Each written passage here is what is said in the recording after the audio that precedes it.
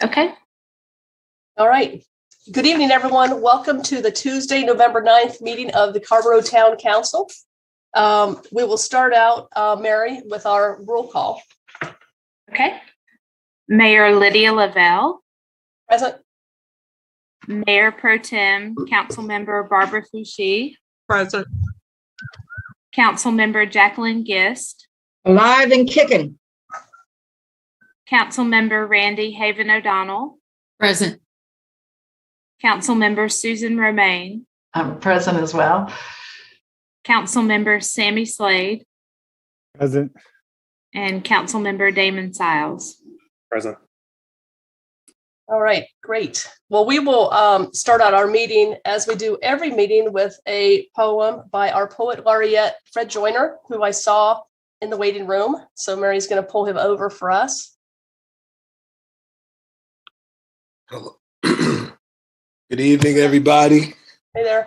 How y'all doing? Good, good. Good to see you all. I'm going to read a poem by one of my favorite poets. He's often considered a controversial poet, but mostly because of one poem. But he's one of my favorite poets, and I think his body of work has a lot in it that we should think about. So Amiri Baraka, otherwise known as Leroy Jones. And so this poem is a poem called Kaaba, and it was written, I think it was written around the time of the Newark Rebellion. So it's called Kaaba.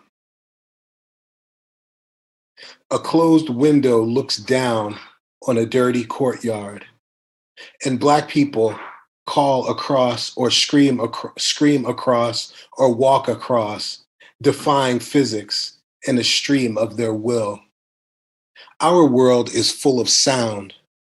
Our world is more lovely than anyone's, though we suffer and kill each other and sometimes fail to walk the air.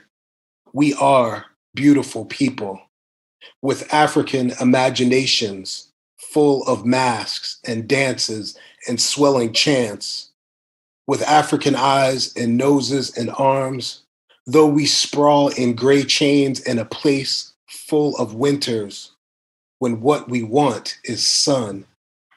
We have been captured, and we labor to make our getaway into the ancient image, into a new correspondence with ourselves and our Black family. We need magic now. We need the spells to raise up, return, destroy, and create. What will be the sacred word?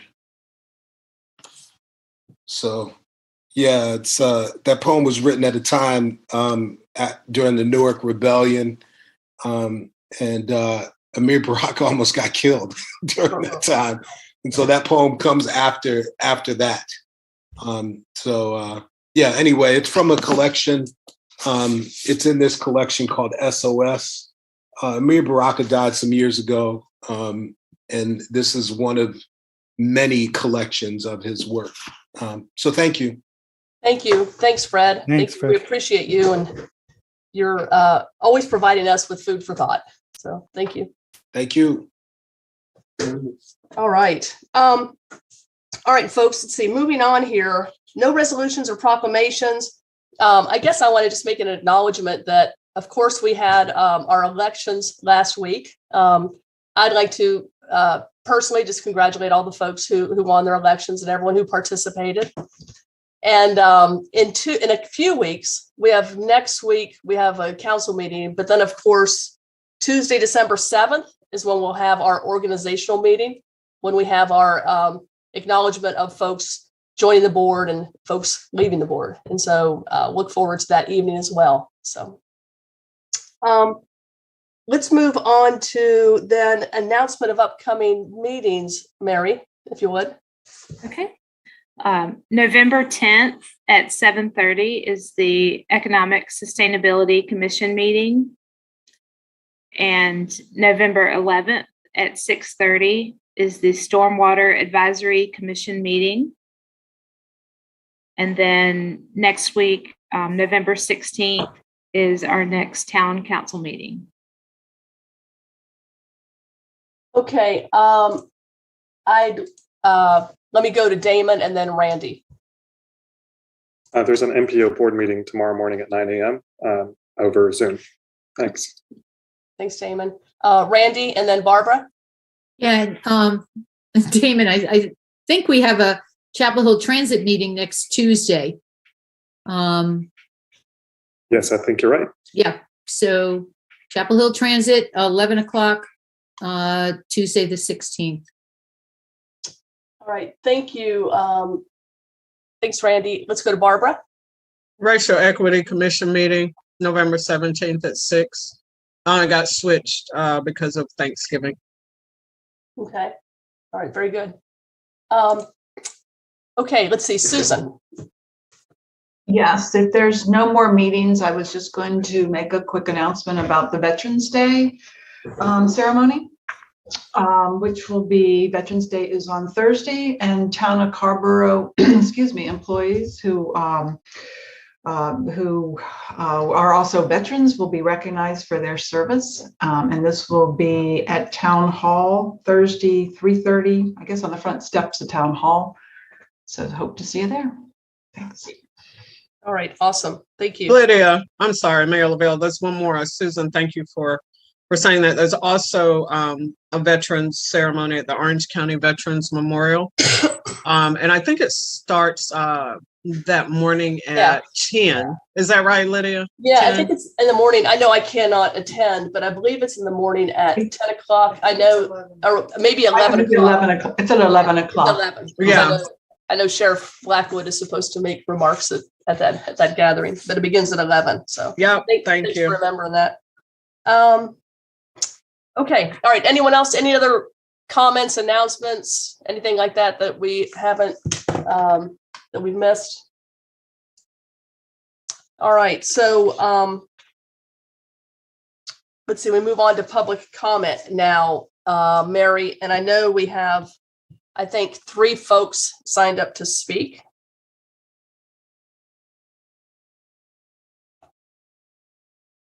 Are you out there, Mary? Can you hear me? Yeah, I'm bringing Shelley over right now. Okay.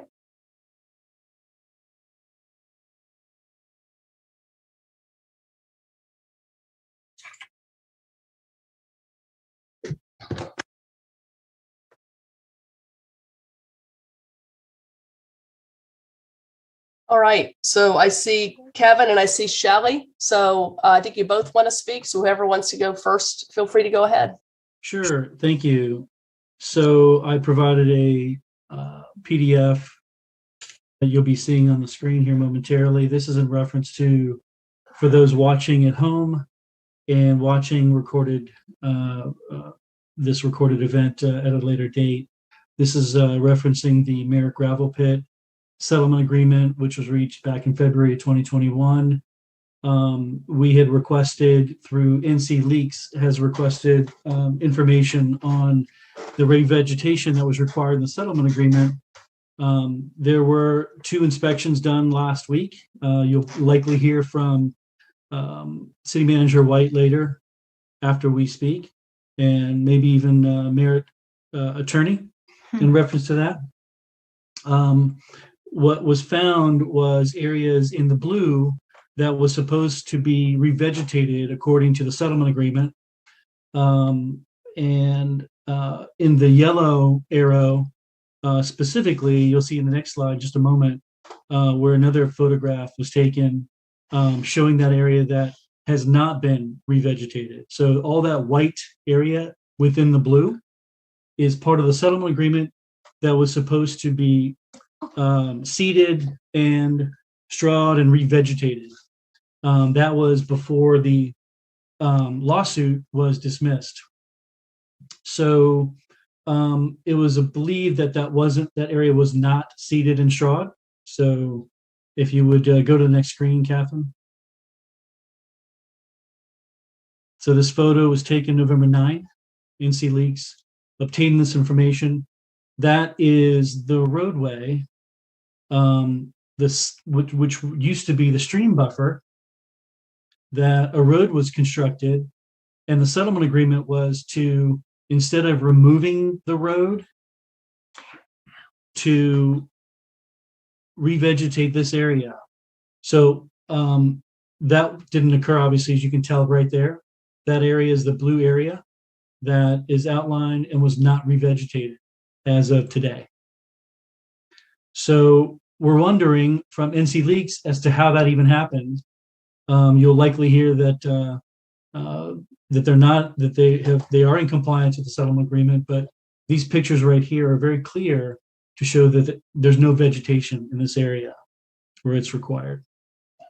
So, Shelley, if you want to speak at this time. You can go ahead, Shelley. Okay, thanks.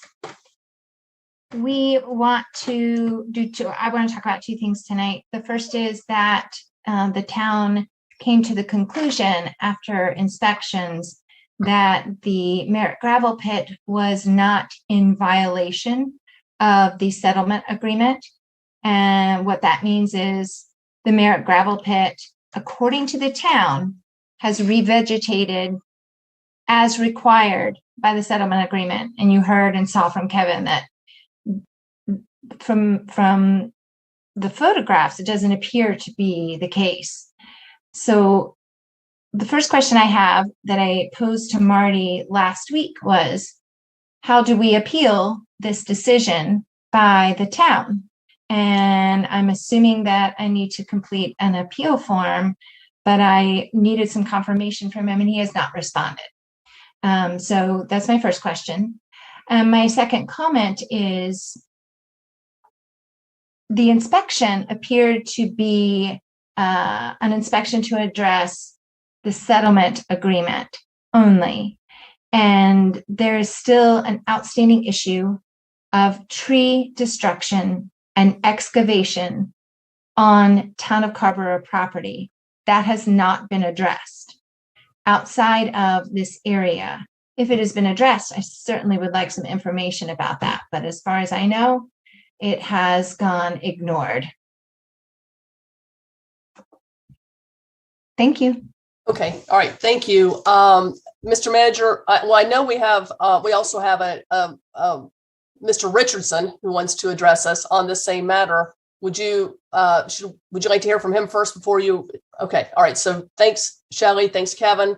Mary, would you bring over Mr. Richardson and we'll hear what he has to say to us, and then we'll hear from Mr. Manager.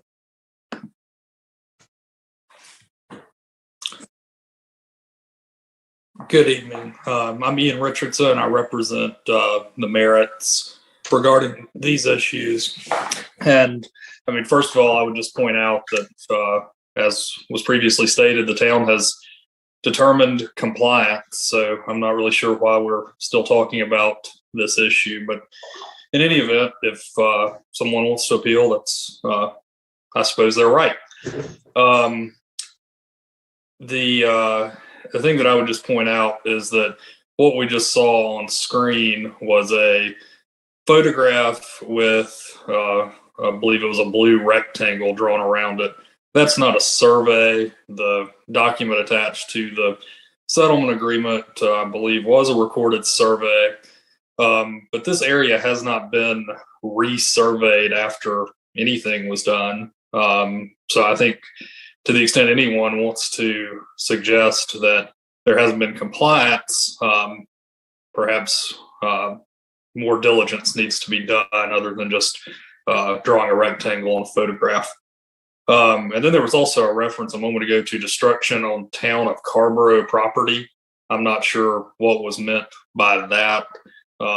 Perhaps what Shelley meant was destruction in an area over which the town of Carrboro has jurisdiction. I don't know. But in any event, I just don't even know how to respond to that. But if there's an appeal, then that'll obviously be dealt with by the appropriate folks. And the Merritts appreciate being in compliance. Thank you. All right. Thank you, Mr. Richardson. Richard, do you have any comments to respond to these speakers? Yes, I'll just add that I was able to visit the site last Monday Staff and I, along with Nick, have worked to respond to the complaints we've received, and I'll be sending council a summary of our findings on those various issues, including the settlement agreement, the land disturbance issue, and the equipment storage issue. The tree destruction issue, I'm not quite certain what that one is either, but I'll see if I can confirm what that is as well. But I'll send council a summary of the findings that we were able to, the conclusions we made after my visit last week. All right, thank you, Mr. Manager. All right, so folks, yes, Sammy. Yes, just wanted to make sure that Shelley and Kevin are given, if they, I don't know what appeal means, but if there is a process for appealing what they believe is a lack of follow through from the town in terms of the settlement agreement, if staff could please facilitate whatever documentation they need to initiate that process. Mr. Manager, please. And in terms of the tree destruction, I think what they're referencing is, as they've shown in photographs, is this excavation led to taking down of some trees. And they've shown a couple of photographs in the past that kind of show what they're talking about. So I hope that in staff's assessment in their visit, they are looking into that, because clearly the ordinance says that that's a violation within the watershed. Thank you, Mr. Manager. Looking forward to the report. Yeah, thank you. I guess I would just add, Mr. Manager, I'd be interested in, and maybe this is a question for the attorney, not now, but just thinking through, who has standing to do appeals of violations of the sort. So I'm curious about that as well. All right, so then let's move on, folks, to the consent agenda. Mr. Manager. Thank you, Mayor. The first item on the consent agenda is the approval of the October 5th and October 12th meeting minutes. And there were additions made by Councilmember Romaine and Councilmember Slade to those minutes. The second item is request to authorize the manager to extend the contract with Weatherreal Engineering for preliminary engineering services for the Jones Creek Greenway. This is design work preparing for the bid documents for the Jones Creek Greenway and scheduled to expire at the end of December. The first of this item is to authorize the town manager to execute a contract extension to complete the preliminary design and associated bid documents. This work was delayed due to the pandemic and slowed down the review process. The next item is to authorize the town manager to renew a parking lease with Main Street Properties. This to renew the existing lease for 150 daytime and 250 evening and nighttime parking spaces in the parking garage at 300 East Main, Hampton Inn through the year 2023. All right, thank you, Mr. Manager. So Sammy, I think we got the email. You want to pull number 3, right? Barbara, is there one that you want to pull? I don't want to pull anything. Can we move 1 and 2? All right, motion by Barbara to move past 1 and 2, second by Randy. All in favor say aye. Randy? Aye. Sammy? Aye. Me? Aye. Jackie? Aye. Barbara? Aye. Damon? Aye. And Susan? Aye. All right. So moving on then to item 3, Sammy. Thank you. So yeah, I just wanted to make the points that I made in the email. Essentially, if we're committing town resources towards anything, I would hope that we have justification for why we're doing it.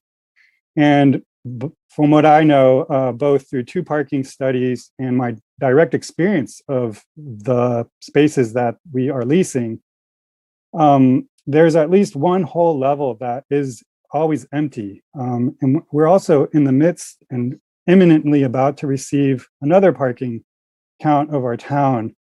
And one question for Mr. Manager is, when do we expect to get that report presented? Because I think it would make a lot of sense for us to make a decision on resources we commit based on the actual use and need for what we're expending. So up to $90,000 per year is what we have been spending, and we're talking about continuing to spend up to 3 years from now if we renew this contract. So I would like to show, just for the benefit of the public, some of what our parking studies have shown. With y'all's permission,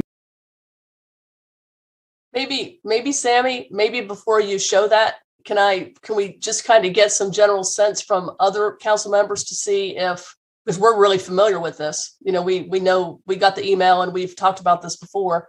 Let's get a sense from other council members. They're thinking about this. So yeah, Lydia, the interest I have in sharing the screen is because, this is a public meeting and it's one thing to share things over email. That's just to give everyone a heads up. But I really find value in being public about what I shared over email. And for that reason would appreciate just being able to show. I guess a couple of comments. One, and after next meeting, I won't be here anymore, but I do think that emails full of lots of information and conversation and questions really just shouldn't occur. They should happen in a council meeting. And secondly, if you're going to share the parking report that shows, the parking study, like for the evening, those evenings in 2017 or whatever, I mean, that's a public record. We had that. It's out there. We've talked about it many, many times in these council meetings. So, I mean, if you want to go ahead and talk about that, you can. But this is a consent agenda item that I just kind of would like to maybe get, just the flavor of the other council members. I did get some flavor from them as to how they feel about it before we, kind of revisit information that we've all received many times. Right. I understand that. But I feel there's a contradiction. You're saying I shouldn't send emails on the one hand, and then on the other hand, you're saying I can't share it during a meeting. So which is it? Well, I think, it's a great question. I think the point is you're going to share more information we've already received several times. So that's one thing. Secondly, I think you kind of summarize the essence of your email in your opening comments there, where you said you don't think we should renew this, but I mean, I suppose you could go forward and go ahead and talk about it, or we can go ahead and hear from other council members. But if you do want to go into a little more detail about your email, I just ask you to just kind of what's your time, and then let's hear if any other council member even wants to go forward with this. Sure, that sounds good. I mean, the reason I want to show my email isn't the email, but the actual tables that show the usage of the floors that are in question. And it's one thing for me to describe it. It's another 2017, and also the other one that the 300 East Main people did showing with the usage. So it would just be those two. And then along with that, because one of the arguments for extending this lease is that we're going to be displacing parking at the 203.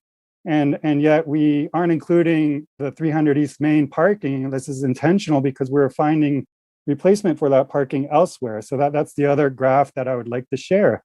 And I think it's one thing to have these things presented to us over time piecemeal. It's another thing to relate them to what is on our consent agenda tonight and make the case for questioning whether it makes sense to extend the lease. All right, go ahead, and then I'm going to make a few points. Thanks.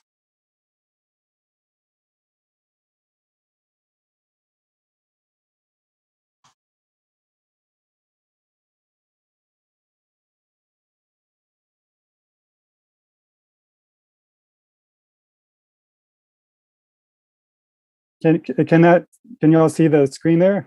Yes, we can. So this is from our 2017 parking study. As you can see, from 9 to 5, these 3 dots represent the public leases that we have. And green represents less than 25%. So there is a square that is green in 3 of these. So basically from 9 to 5, we have a whole level that is empty. And then in the evening, it looks a little better, but it's at 50%. So if you combine this square and that square, there's a whole other level that is empty. So that's the 2017 study. Then we go to the one that the 300 East Main did in 2000. Hold on one sec, I don't remember the date.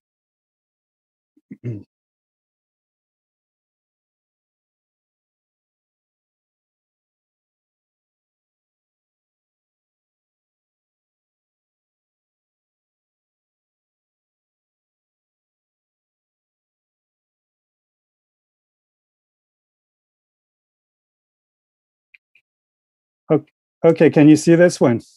Yes, yeah, we can see it. Thank you. So this one shows in highlighted blue the ones that we lease. And as you can see, so for example,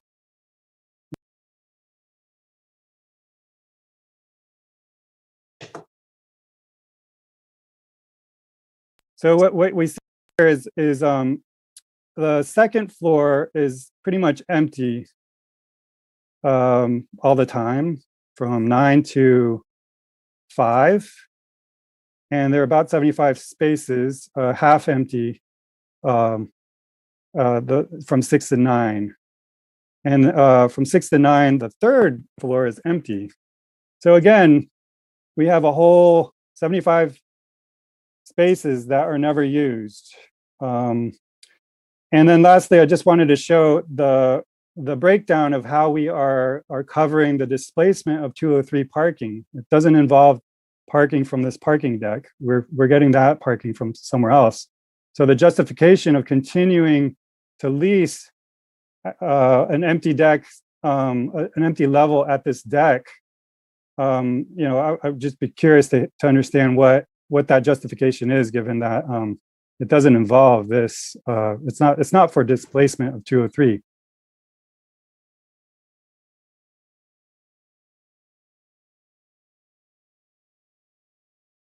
All right, are you finished sharing your screen? Sammy, I'm sorry, you've gone mute. Sammy, you're muted. Can you all hear me? Yeah, I can hear you, Lydia. Can you hear me now? Yeah, I think you muted yourself by mistake. Yeah, sorry, I was on another. So let me see if I can get the. Okay, so this is the what I'm talking about in terms of displacement of 203 during construction.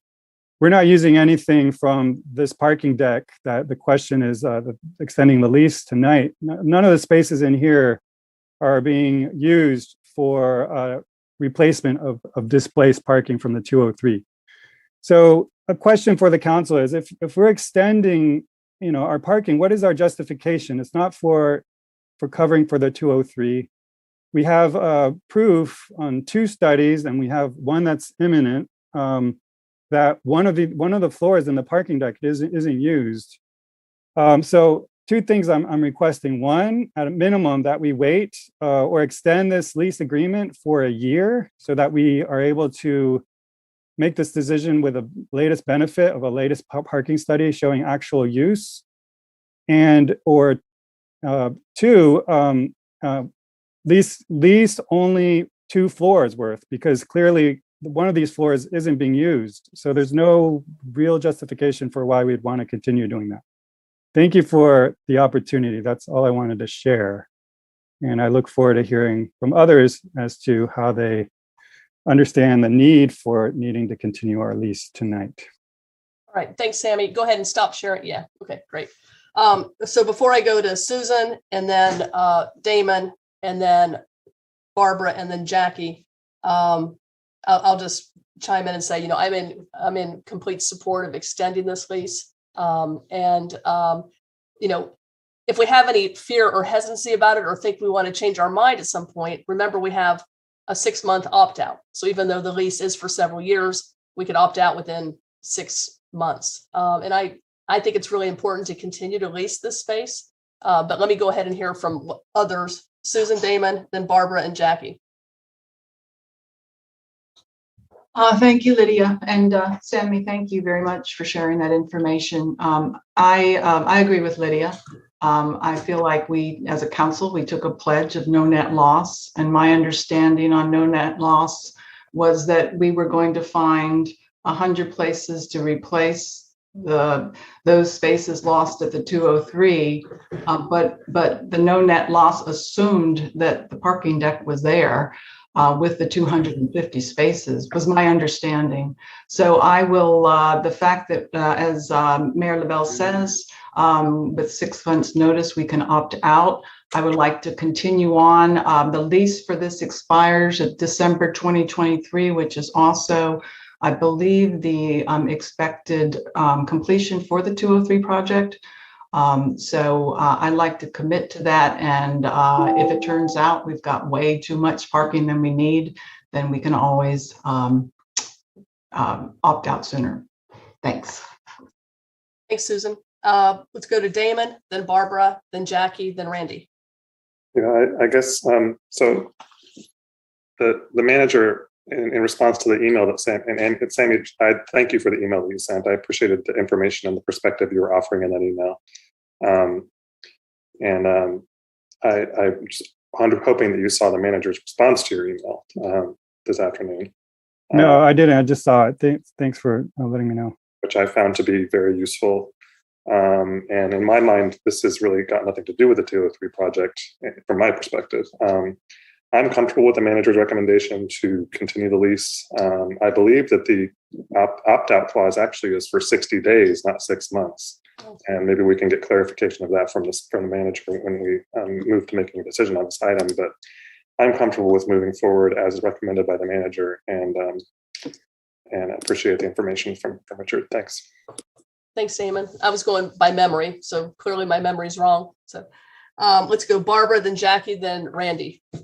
Thank you. So, council members, my colleagues have already said basically what I was going to say too. I am comfortable continuing to move forward with the lease. And the main reason, one of the main reasons is the manager's email and our ability to opt out. The manager did mention the wayfinding that's in motion and I guess coming up, as well as our ability to opt out. And I think Damon said, it's 60 days, right? The opt out. So, I mean, we do have, that tool to work with, as well as our commitment to no net loss, and just, keeping in mind our local business community and what their parking needs are. Thanks. Thanks, Barbara. Let's go to Jackie and then Randy.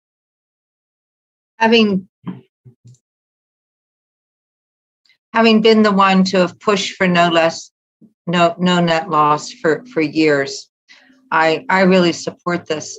I also want to thank whoever put this on the agenda for putting it there to make me feel better about the election. So thanks. But I support the moving forward with this. We cannot, our businesses are hurting enough as it is, and we cannot hurt them even more for God knows what goal. Thanks, Jackie. Let's go on to Randy. So I agree with what Lydia and Damon has said. I appreciate your memo, Manager White, and I just want to underscore that changing the spaces available now, given the economic uncertainty, I certainly want us to give a measure of certainty to our businesses downtown rather than having them be anxious. And one of the key points with that has to do with wayfinding. I know staff is initiating wayfinding techniques, but we're not there yet, and we're not there with the community. So that takes time to build in and for folks to become aware, especially because of the impending shift in availability of parking and where it will be. So I think it's premature for us to pull out of the lease. And I think just as a measure of some certainty during these times, I would extend it. But I appreciate what you put up, Sammy, and the work that it took to pull that information together. And I look forward to the new parking study. Thanks, Randy. And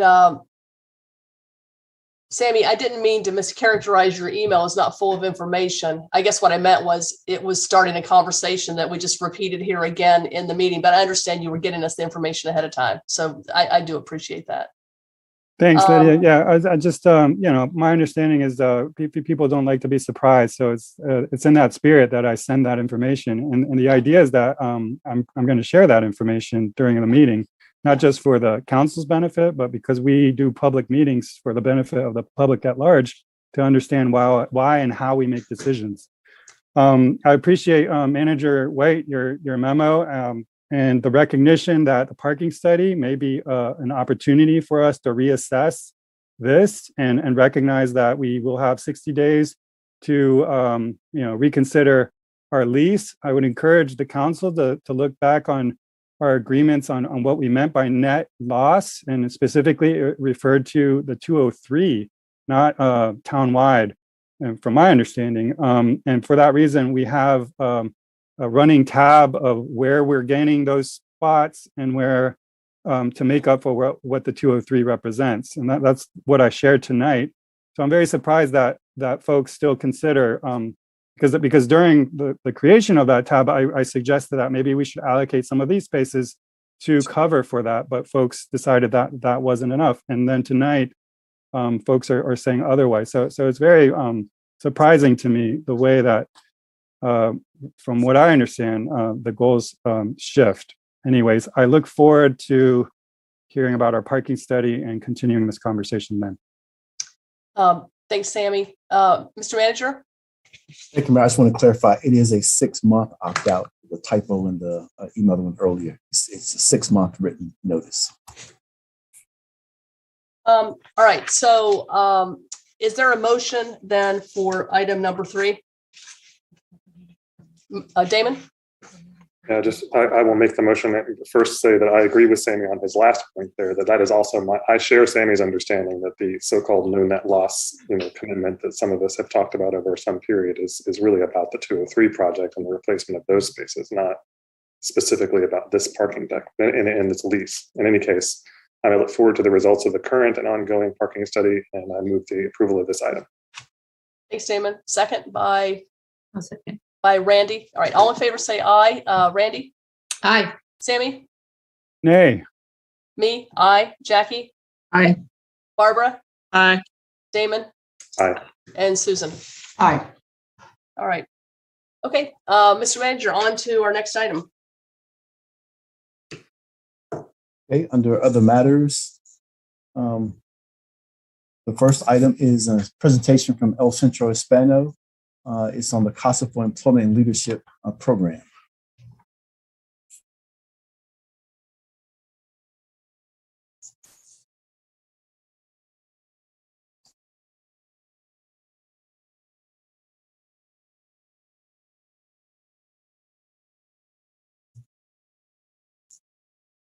Good evening, everybody. Hey, Pilar, good to see you. Yeah, good to see you. All right, we see you, and it looks like we see Vicky. Hey, Vicky. And another, there we go. Mauricio. Good to Thank see you, Mayor. Hello. Glad to have you all with us this evening. Thank you. No, thank you for the opportunity to come and talk about one of our programs in Carrboro. So I'm here with Vicky Cruz, who is the community specialist, workforce development for CEL, the CASA for Employment and Leadership, and Mauricio Solano is our economic development department manager. So I'm going to just briefly remind you, if you can go next, that we are a Latino nonprofit organization, and our vision is the Hispanic Latinx community, strengthening and advancing people in North Carolina and beyond. And our mission is to strengthen the community, build bridges, and advocate for equity and inclusion. We've been in existence for 30 years, almost 30 years. And in Carrboro, we opened our office 10 years ago. Our focus areas are education, community engagement, economic development, and health and well-being. The next one, we accomplish our mission and our vision through our 5 departments. So as you can see, we have a holistic approach. We have our education department, community health, community support, civic and community participation, and the economic development department. After we opened our office in Carrboro 10 years ago, we were part of the task force working with the corner, with the day laborers. And 6 years ago, we decided as a group to open the Casa for Employment and Leadership under the Economic Development Department.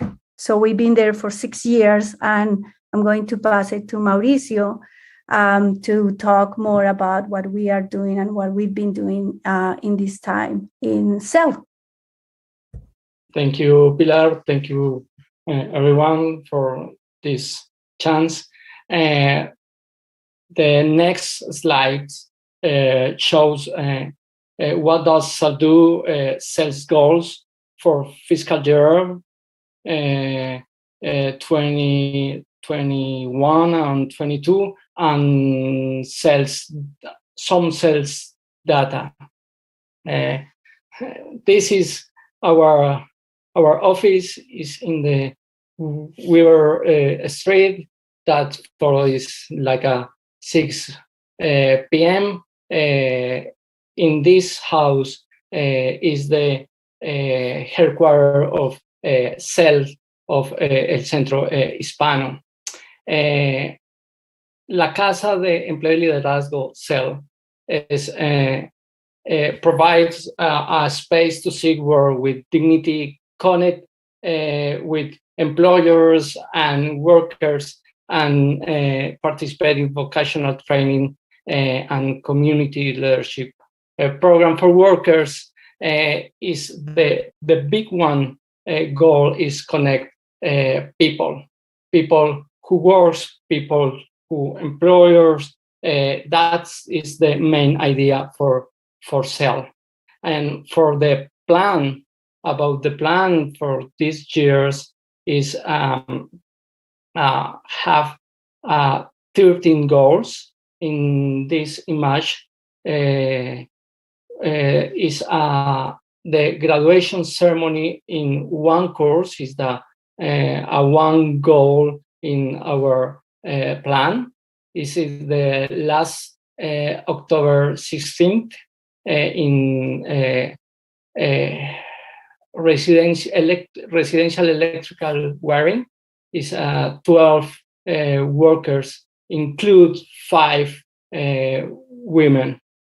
So we have 13 goals. 13 goals divided in 3 big groups. The big group is the first big group is about register and attention for workers and employers. In this group, we have new workers register, new employers register, and sales office reopening. In these goals, I show after this slide some data about these goals. The second group is about formation and training and increase some abilities and knowledge about different works. So we have course in residential electrical wiring, financial for workers, rights workers, how to start a business, financial for own business, and OSHA course that is a security in jobs. That this graphic show how was each goal in the course. The only course I finished is a electrical course, but we are ready for the other course, and the next 4 and 5 December 4 and December 5 we will have OSHA course, and the other course are in the first semester in 2022.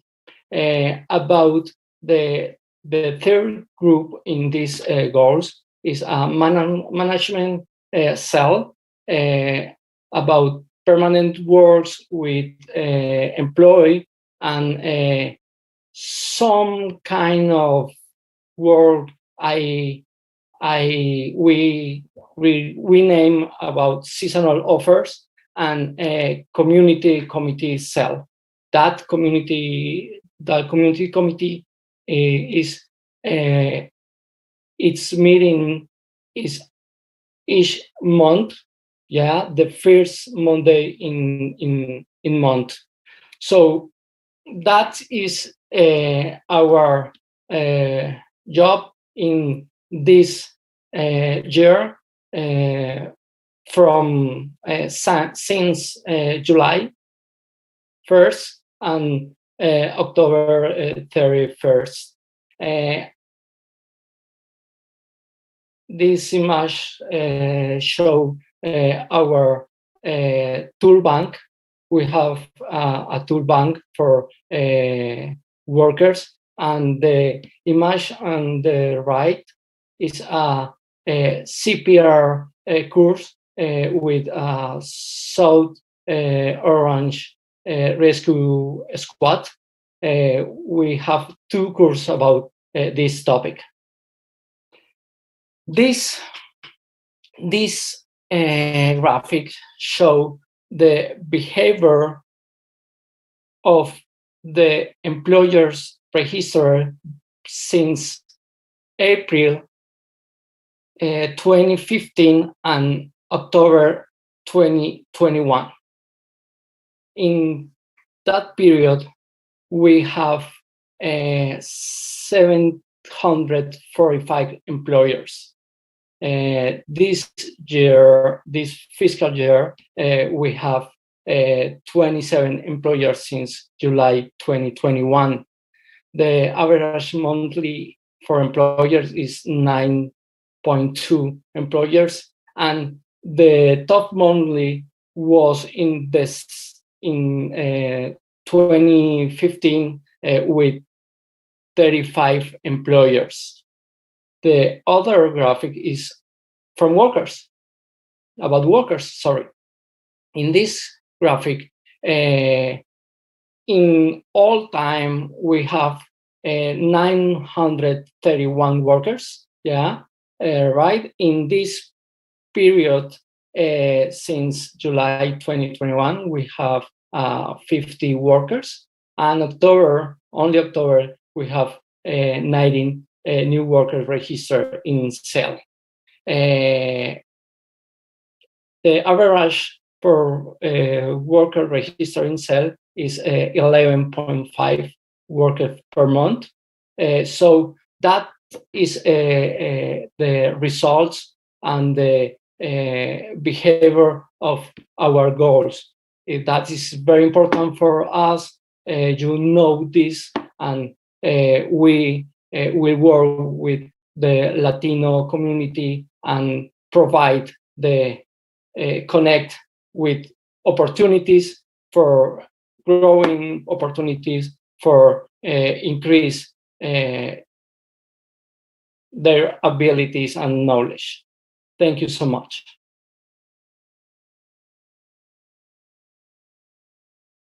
Okay, thank you for that presentation. Do you have any other comments, Pilar? You want us to go ahead and go to questions for you or from Riso? Yeah, we are ready for questions. Right, Marisa, can you stop sharing the screen, please? So, yeah. Great. Yeah. Okay, great. Thank you. No, I have a couple comments to make about that, but I'll go to other council members first. So let's go to Randy and then Susan. I can't thank Pilar and her team over the years any more than to say you have achieved something miraculous in 6 years. Truly. Mauricio, thank you for joining the team. Vicky, the tool bank is magnificent. To see that realized. I want folks to know, because you may not know this, but when Francisco came from Endalon and we met with him 4 or 5 years ago, he made very clear to us that El Centro cell is not only unique in our area in North Carolina, it's the only one in the state. It's the only one in the region. It's the only one on the East Coast of the United States. We own that. We made this happen, Carrboro.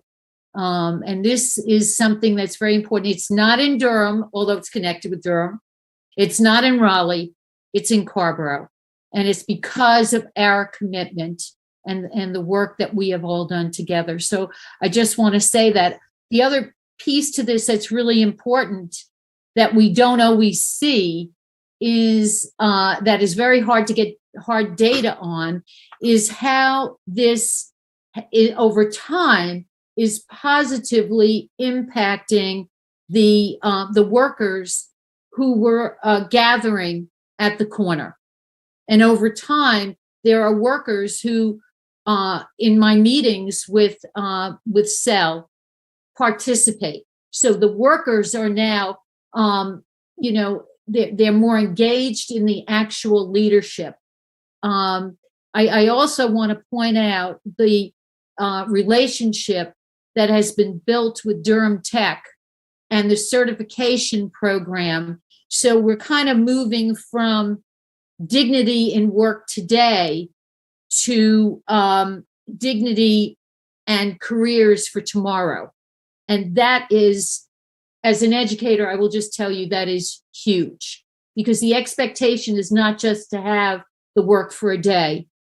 It is to develop interest and the coursework for certifications for careers. So El Centro and CEL, thank you. Thank you so much. Thanks, Randy. Let's go to Susan and then Barbara.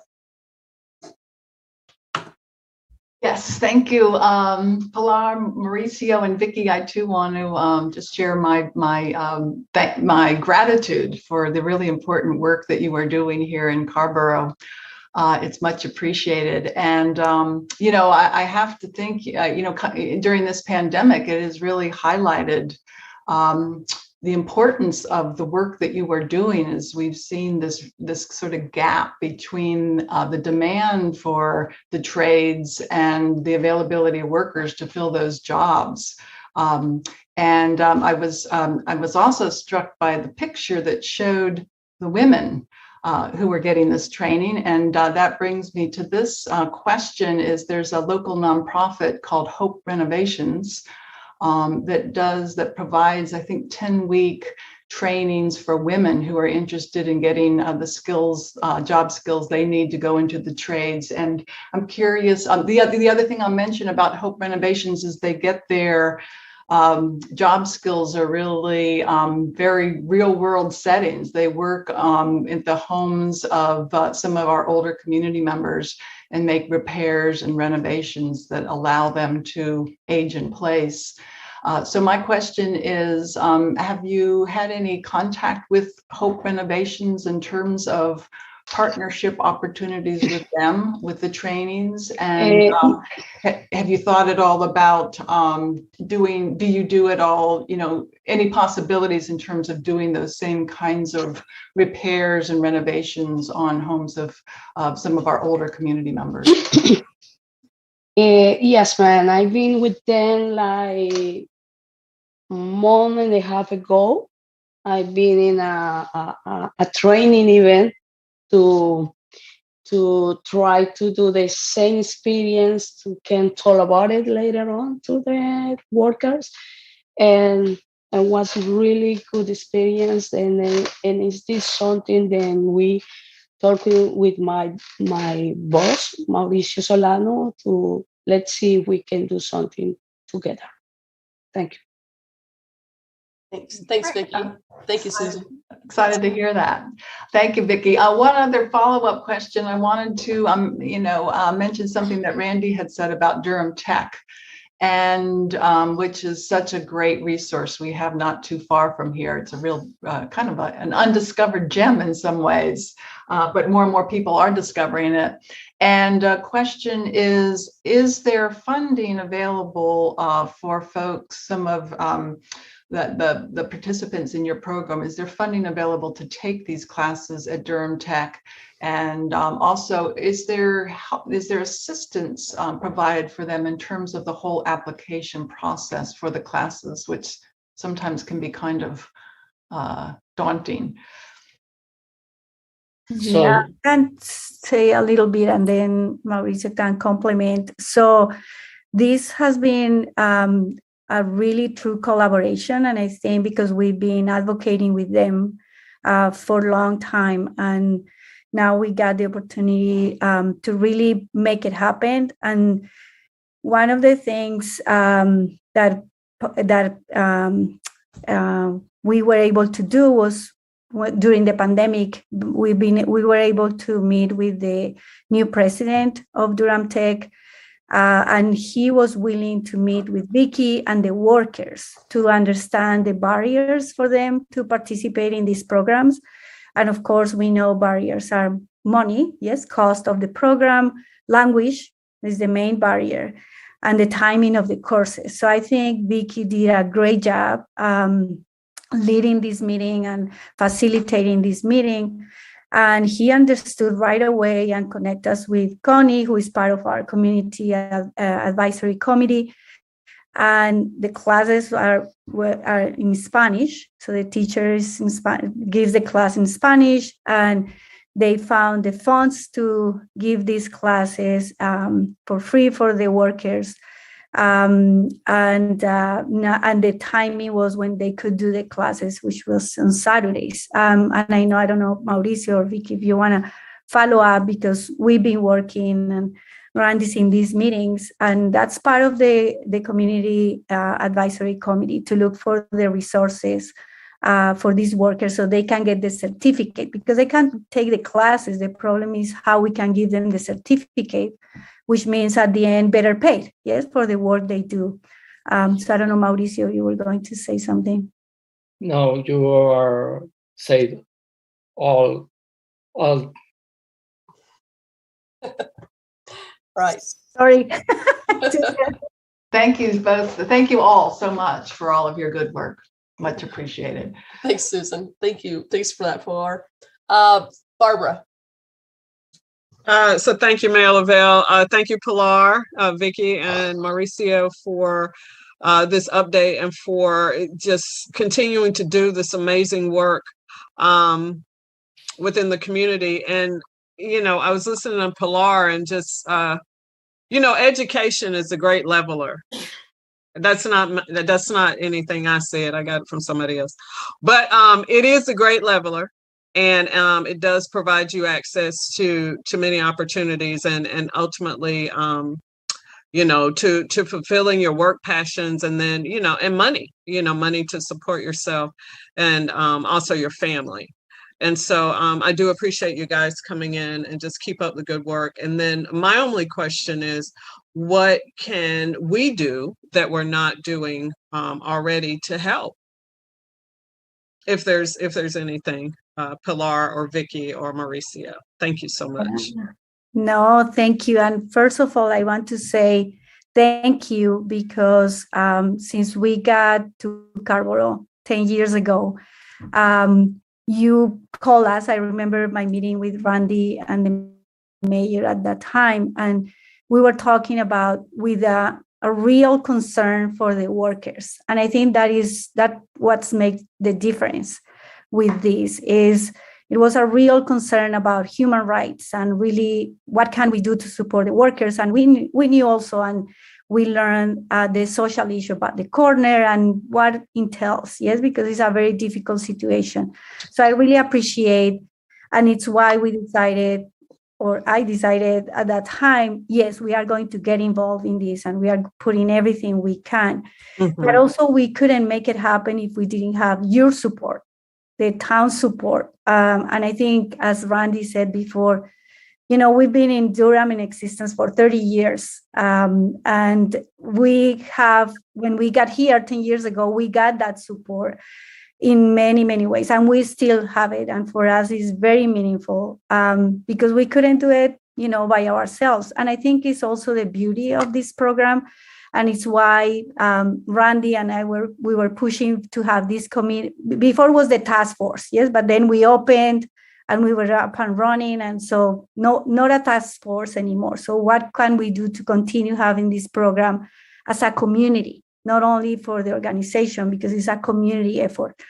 And it's why we revived the community advisory committee and started doing all the other work. So I think right now, what I feel, this is a really good step to continue this collaboration, for you to learn what is happening, and then to see what else can we do, because we know for sure the corner still exists. Yes, we still have people who don't want to come to sell. And of course, the pandemic didn't help with some of it, helped us with some things also, to advance some things with the workers. And Vicky did a great job during the pandemic, maintaining contact with the workers, bringing more people. We got support from Andy Loan to give some money to the workers. So, but now we need to continue this work. So I think this communication, letting us come to present, so you know what is going on, and then probably have more conversations again about what are the barriers to continue doing the work, what else do we need to continue. And it's not only money, but it's connections, ideas. It's about, like Susan said, oh, have you talked to this group? Yes, it's because we don't know everybody, and after the pandemic also, who is working in what. So I think, anything to be connected, because again, we feel at El Centro in Carrboro, we are your Latinx organization. Yes, for everything you need, we are here, and we feel we have that support, but we need to continue that conversation. Oh yes, just so proud of you guys. Thank you. It is possible to say two things about it, please. I spoke with my workers like 2 days ago, and I told to them about them. I'm going to be tonight with you guys, and I asking them, why you guys expect me to say to them, or you had something to say to them through me? And yes, they want to say thank you. They want to say they define Carrboro town as a inclusion, as a support, as a his house. They are at home here. And that's because you guys giving them the opportunity to grow out here. That is the first thing I want to say. And another one that I had to say in the since last month, that we told about that we had some problem in the corner with the workers. Now we are more than one person working at cell. I have more time to make outreach. And this outreach, trust me, made really, really difference. I go every day, 6:45, 7 a.m. I've been with them, and what I think is they don't want to go to the cell go to them. I go, I give in to them all the reference, all the things we do. Like 15 days ago, 2 of them start to be part of our program, and that's been a lot for me, because I waited for you too many years, and now it's happened, thank God, because we figured out the way to. And I just want to say again, thank you for the opportunity, and trust me, they understand that we are there for them more than before. Thank you. Great. Thank you. Thanks for that, Vicki. We appreciate that. Let's see, Jackie, I saw your hand up. Should it still be up? Yeah, I just really wanted to give a shout out to Randy. Randy was really, really instrumental in getting this program started and in keeping it going. And I don't think she's gotten enough credit for that. So shout out to you, my friend. Thank you. Thank you for reminding us of that. Let's go to, I think I saw Mauricio. I don't know if you wanted to respond to something, then after that we can go to Sammy. Yeah, I have about Barbara question. Pilar said contacts. How we do for grow the sales? The contacts is very important. I have one example for the last committee. In the last committee, we need a professor, a teacher for residential electrical wiring in Spanish, because the teachers live from United States. So in that committee, one person, Holly Fracaro, she's home builder association, said, hey, I can help you. And in this moment, she is finding the teacher for the next course. It's not only money, that is the contact, that is the one possibility in the big lake of possibilities to help us. That is the one answer for your question, Barbara. Thank you. Thank you for that. Appreciate it. Let's go on to Sammy then. Hola, Pilar, Vicky, y Mauricio. Thank you so much for all the work you guys are doing. It's amazing. And yes, thank you, Randy, for initiating all this. We 10 years and now we have a tool center, and you guys are really doing a great job reaching out to the corner. I just wanted to put on your radar, maybe it's already there, the summer careers program that Chapel Hill has initiated with the chamber, with the high schools. Are y'all aware of that opportunity? And perhaps there's an opportunity, they're going to start this coming summer, 2022, with 10 apprenticeships for high school students. And maybe Carrboro can be a part of that program the following year, or maybe this year. But it'd be really good for y'all to be in touch with them, and that's through the chamber. Ty, I believe, is the council person in Chapel Hill who's leading that effort.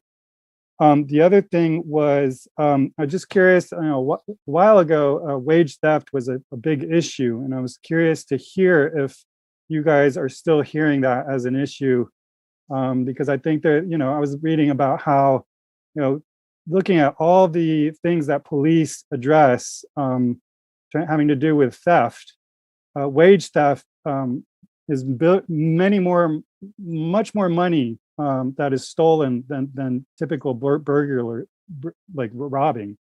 And so I think there's an opportunity, as we're rethinking community safety, to really be rethinking how policing happens. And maybe it's not within the town's power. There's only like 10 police officers in our state who are dedicated to wage theft. So it might be a matter of the town allocating the equivalent of one position for the state to do some of that work here in our town, if we don't have the power to do wage theft. Anyways, I just wanted to get a chance to hear if you all still hear that as an issue or not. Is that an issue? I can say, and probably, so we were seeing still, for those who are in the corner, still the issue, because even if they don't participate at sales, sometimes they come to us and for help. Yes, but it's very difficult to help them when they don't have, we don't have anything to really grasp to help them with that. But we can say, at least for every single worker at sale, they have been paid.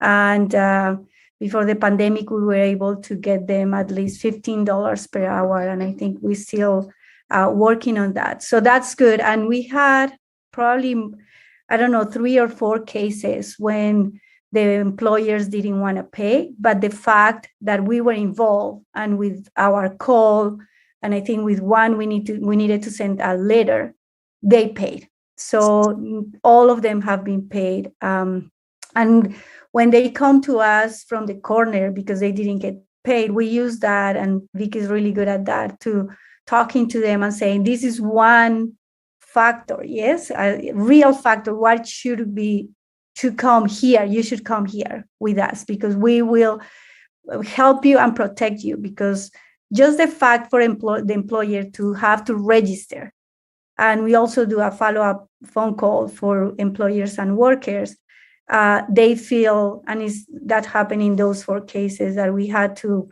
make a phone call, we are calling from El Centro Hispano, I'm the CEO, we know this worker went, blah, blah, blah. We have all the information, helps for that. Great, thank you, Pilar. The other thing I'm very inspired by is Vicky's visiting the corner. I think that's a great way to do it. If they're not coming to Estelle, then you guys are going there. That's wonderful. And I was wondering if there's a chance to really connect with the workers there to get a sense of what their needs are in terms of infrastructure, because there's a big question of dignity. If you look at what their corner looks like, and there's something to be said about the way they are understood by their neighbors, and everything from having to urinate in another place because there's no facility there, to someone bringing their couch because there's no seating. So if you guys could connect with them and let us know what are the needs. If they need a bench, then maybe that's an opportunity for us to help you guys help them. But we would like to know directly from them what those needs are. If they need a porta-john, if that's something that's something for us to be thinking about too and considering. So we get complaints, but we had these complaints in the past about having to do with the IFC. There was a reluctance to have them provide food because of all the problems with people not having a place to do basic needs. And the problem isn't the people, the problem is the infrastructure. So it's our role as a town to really, address that and really provide the infrastructure so that folks can see them and they can see themselves with more dignity. And that way we can integrate a lot more better in every which way. So I very much encourage you, Vicky, when you go out there, to get a sense and look forward to hearing back from what you hear from them. I think it's our role to really step it up and make that corner look like what it should be, like a dignified place for people to find work. Thank you. Thanks, Sammy. Thank you, Sammy. I want to make Sammy, go ahead. I want to say something, Sammy. Yes, go ahead, to you. Just 1 minute. Sammy, I totally agree. I've been in this corner for 4 years already. I just left 1 year because I've been in treatment of cancer. When this done, I'm back. But I know it's totally agree with you. It's about dignity. If we try to do some dignity today, we don't have to use nothing that we don't know. We have to just help without using nothing. Thank you. Thanks, Vicki.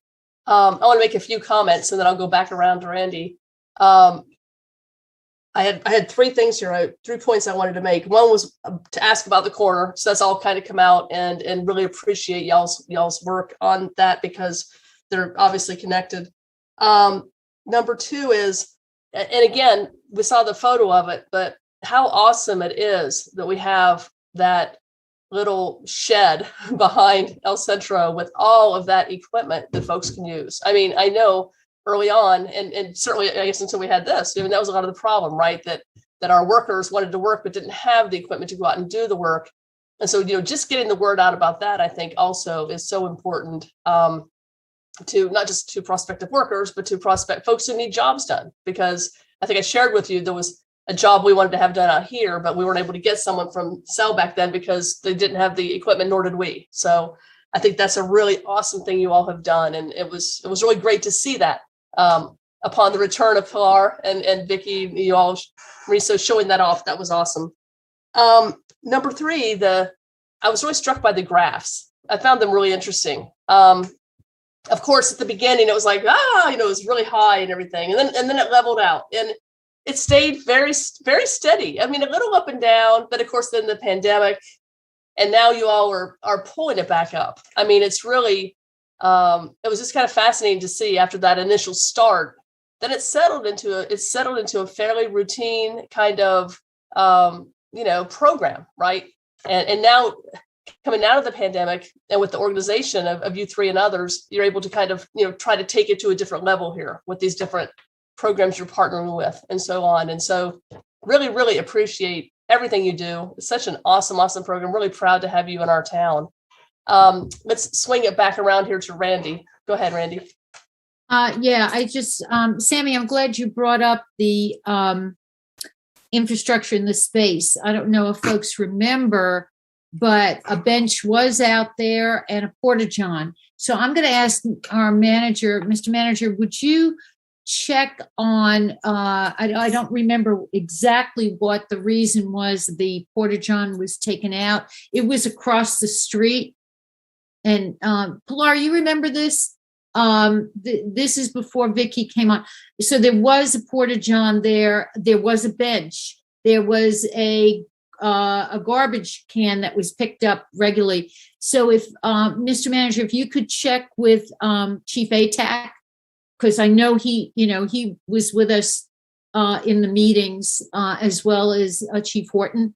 So we know that was out there, and then things shifted, and we ended up having to at least remove the porta-john. The bench, I have not seen it out there, but I know the garbage can is still out there. So, that was part of something that we did at least 4 years ago. But the question is, what happened that it wasn't sustainable? I think that's the answer we need to get. So thank you for bringing that back up. Thanks, Randy. Let's go to Barbara. Yeah, and so I'm just gonna say it. Complaints, more than likely. And I'm sitting here thinking how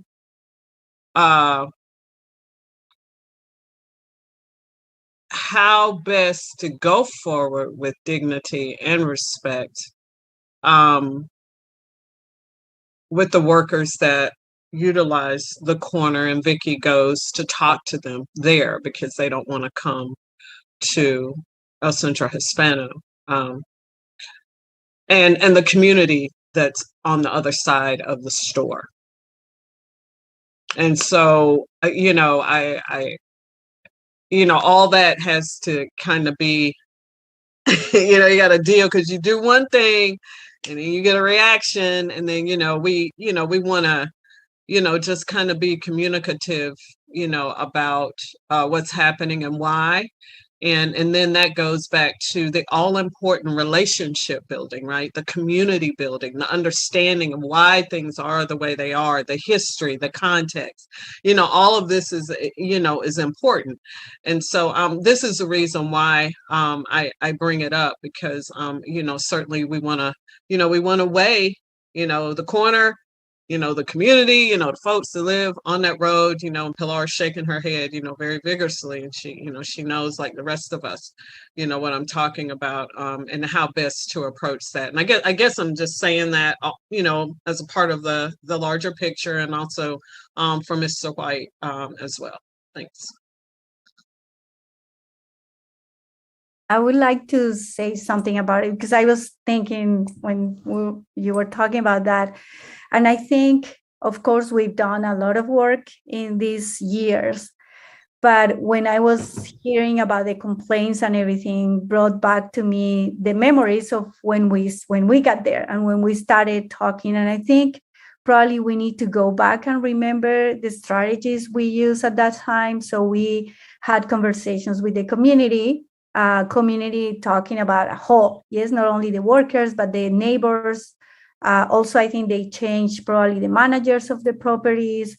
So talking to them, talking to the workers, we did focus groups to learn about the needs of the workers, as Sammy was saying, but also, as Barbara is mentioning, what are the neighbors experiencing, and getting some agreements. Because I remember at that time we talked about putting even like a, because we also understand from the other side, yes, if they don't have a bathroom and if they, some of them anyway. So, but I think we need to go back to those basics, having those conversations, meaningful and very targeted conversations with the community in general and the workers, and then continue working. And I think now we are more solid in the programs we have to be able to probably convince and do more things. At that time, we knew about everything.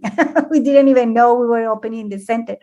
So now I think we have more tools and more experience on that, but I think we need to go back to those basics and have those conversations.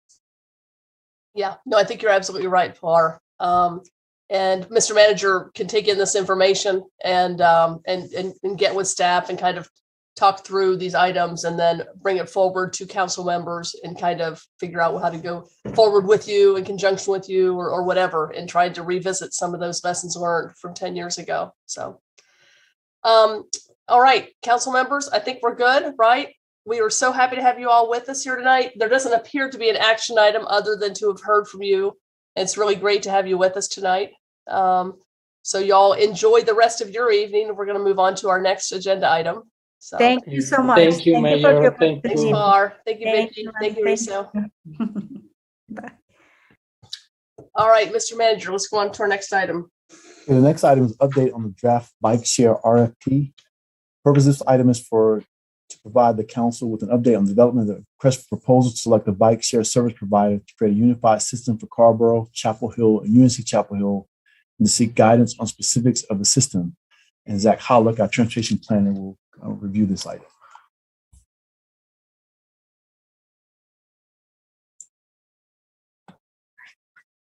Good evening, everyone. Give me one moment. I'll get my slides set up.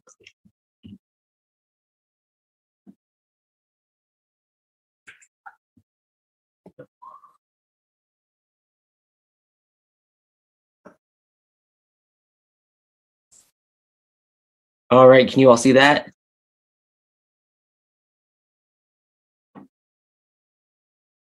Yes, we're good. All right. So as mentioned, this is an update on the status of the draft bike share RFP. This is kind of going to be the last opportunity to get some feedback from you all. I'll touch on the schedule briefly, but nothing has changed since the update was provided back in October. Just kind of a quick overview.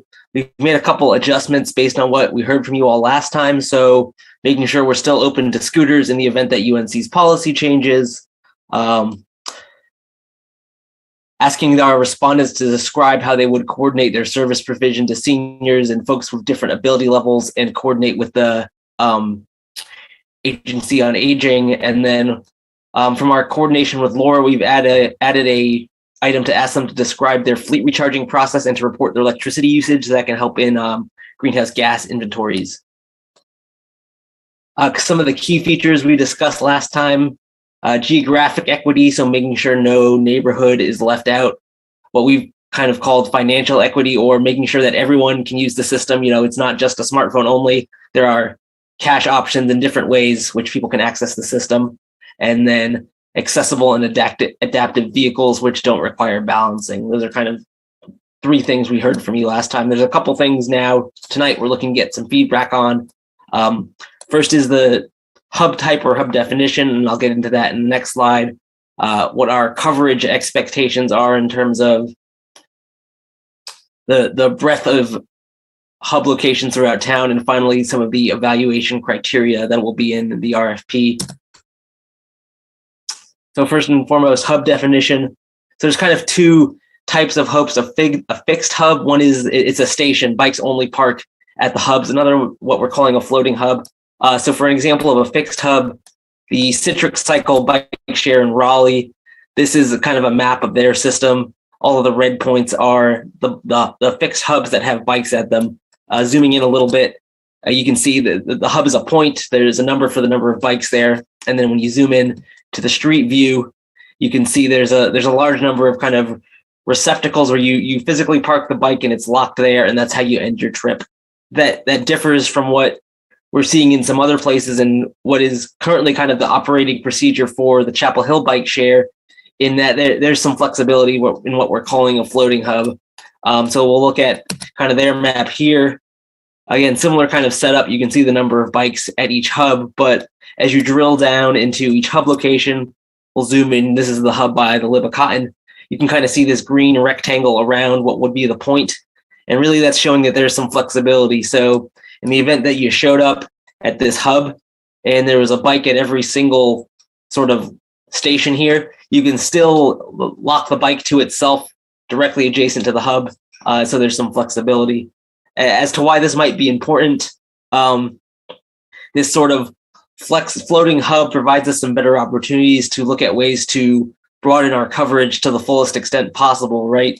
If it's an individual sort of the fixed hub location, you have to have a lot of them, and there's not as much flexibility. And if the expectation is that you're only going to end your trip at a hub, it can kind of limit the opportunities for people to use the system. Whereas the floating hub is kind of envisioned as the hub with the infrastructures where you can always go and expect to find a bike. But in your return trip, if you're coming back to your neighborhood and you're looking for a more convenient place to end your trip, you can still end that outside of the physical hub infrastructure, but that the bike share companies will be looking to rebalance to the hub. So if you're looking to get a bike and you don't necessarily see one around, or you're not someone who has a smartphone, so you can't just pull up the map and see where the bikes are, you can go to the hubs and find a bike there more easily. The next question is one of coverage. So for some context, we had a great conversation with Anita about this question of equity and ensuring that we are providing this service to everyone. The interest here being that we want to provide service to our entire town limits. That's about 6.5 square miles. Again, for some context, that Raleigh Citrix Cycle area around their downtown is roughly 5 miles or so, comparing it to downtown Durham, where the scooters operate, is about 4 square miles. And the current UNC bike share area is about 2.25 or 2.5 miles. So it's kind of a big ask.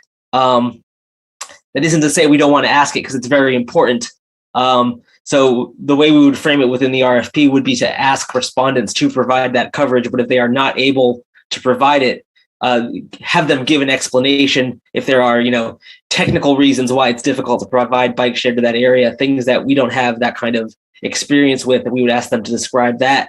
But then also for them to provide a plan to meet this goal of providing coverage to the entire town. Then lastly, the evaluation criteria. So we kind of took these standard criteria that we might use in an RFP and adjusted them to better reflect this bike share RFP. Understanding of our community being, understanding the culture of the area and our values, the service requirements being those 3 key features that I mentioned previously, not overlooking specific neighborhoods, multiple payment options, and accessible or adaptive vehicles. Then having them describe their methodology to establish hub locations, the management plan to make sure everything is working according to plan. So bikes are getting maintenance, bikes aren't being left places, things of that nature. Then their experience with bike share in similarly sized areas. So if they have some small town examples that they, have experience with, I think that's a big, speaks to their ability to kind of adapt.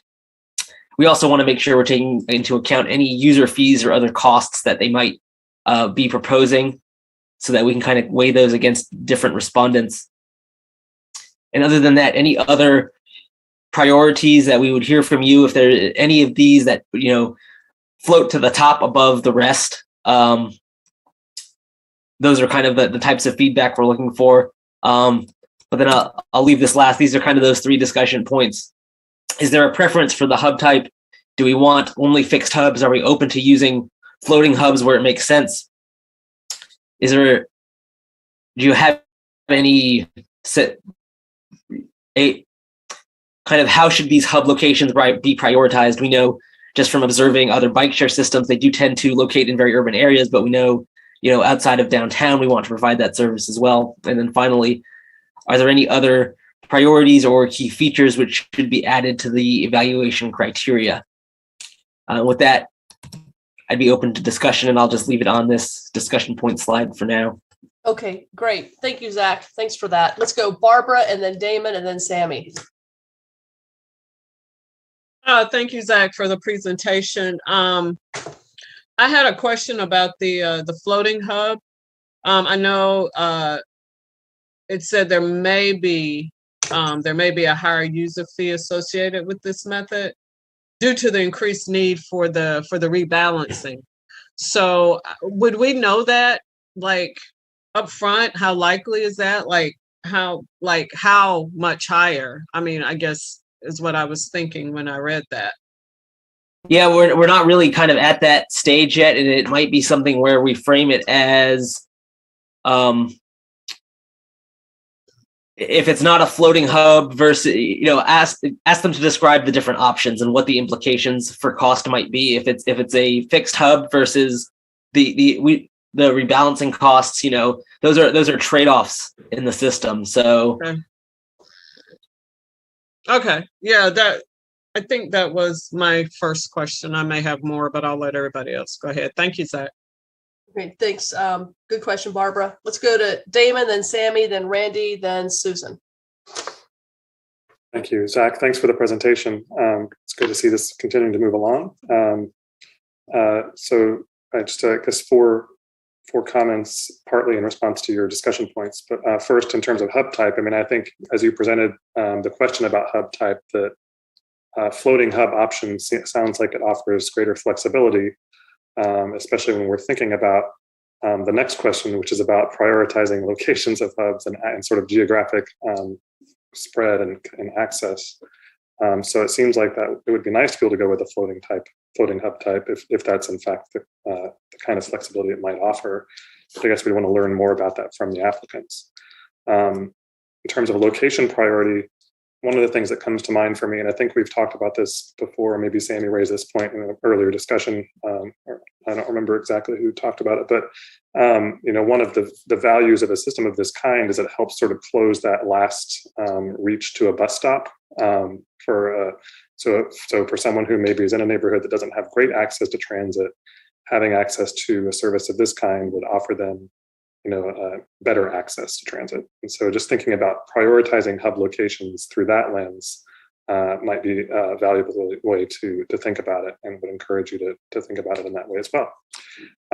Third, I know that this is in coordination with the town of Chapel Hill and with the university, and so I would just be interested in hearing you reflect briefly, if you like, about whether our priorities or questions or whatever are matching up to some of the priorities that they're sharing in the way that they're considering this RFP. Are we syncing up well with our partners, and if where do we need to be thinking about their needs as well? And finally, Randy and others, and Heidi Perry, for example, have mentioned the possibility of increasing access to folks by, for example, a checkout program from the library, the future branch library, right? So just thinking about options for people to gain access to the system who may not have great, if for example, Barbara raised a question about one trade-off in the floating hub concept is that it increases costs because we're having to build in better management of the equipment. I'd like to hear from applicants about access issues, like a checkout program for folks who need access and maybe couldn't afford to participate otherwise, to help offset some of those greater costs of having a more flexible system through a floating hub concept. So it's just something that came to mind from some of our previous conversations. So thanks again for the presentation. Yeah, I can start to respond at least to kind of some of our conversations with Chapel Hill and UNC. I think we may have kind of a slightly different vision in terms of the overall geographic spread, but I think that's something we'll have conversations with them about. and continue to work towards kind of the goals we've established. As far as checkouts, I think that's something we haven't really talked about that too much. It might be something Chapel Hill might be similarly interested in terms of having some more dedicated checkouts just for, for people to come into a place and know they can rent a bike. I know from our conversation with Anita, even, asking respondents how they felt about kind of helping the town set up their own, something separate from the bike share, but still with that goal of enabling access for everyone. So it might be that, if respondents don't really have the adaptive vehicles we're looking for, would they be able to kind of lend their expertise in helping us set up some kind of rental program? And maybe we can look at adding that description of kind of to the RFP to have them describe, how they might help us do that. Great. Okay. Yeah, that's helpful. Thanks, Zach. I think on that your previous comment about coverage and sort of talking with Chapel Hill and University. I mean, my guess is, maybe you have thoughts about this too. My guess is that achieving like 100% geographic coverage that's going to be a stretch, right? But that's why I feel like your second bullet point there is really important, which is how do we prioritize? And if it's an issue of thinking about the bike share in part, and perhaps in large part, as a way to connect people to other things like transit, then that really helps you kind of focus on what can be an important way to prioritize. So I think thanks for the follow-up. All right, thanks, Damon. Sammy, then Randy, then Susan. Yeah, thanks, Zach, for the presentation and moving this forward. I do. It feels like you were just here, and this is advanced. It's very exciting that it's moving forward. Yeah, I totally echo Damon's point. It should be thought of as part and parcel of our free transit system. So, and I do think floating hubs would be good. Perhaps there's an opportunity to, maybe have floating hubs for forever, but if it's a cost issue, starting with floating hubs as a means for understanding how usage happens. In other words, in the same way that, for example, UNC has all those brick pads all over campus. Those were made because people had desire pads, and then they made them formal by going where people actually used the pads. So maybe there's a way to start with floating hubs throughout town, and then as they see how bikes are being used, we could identify where the hubs are. I would, in terms of really integrating with our free bus system, it would make sense to provide as part of the RFP a map showing our bus routes so that they understand kind of like what the range we're talking about in terms of where buses go is. Another thing I was wondering is if I don't know how if anyone is doing this yet, but solar chargers for the charging on the bike hubs as a way to emancipate from Duke.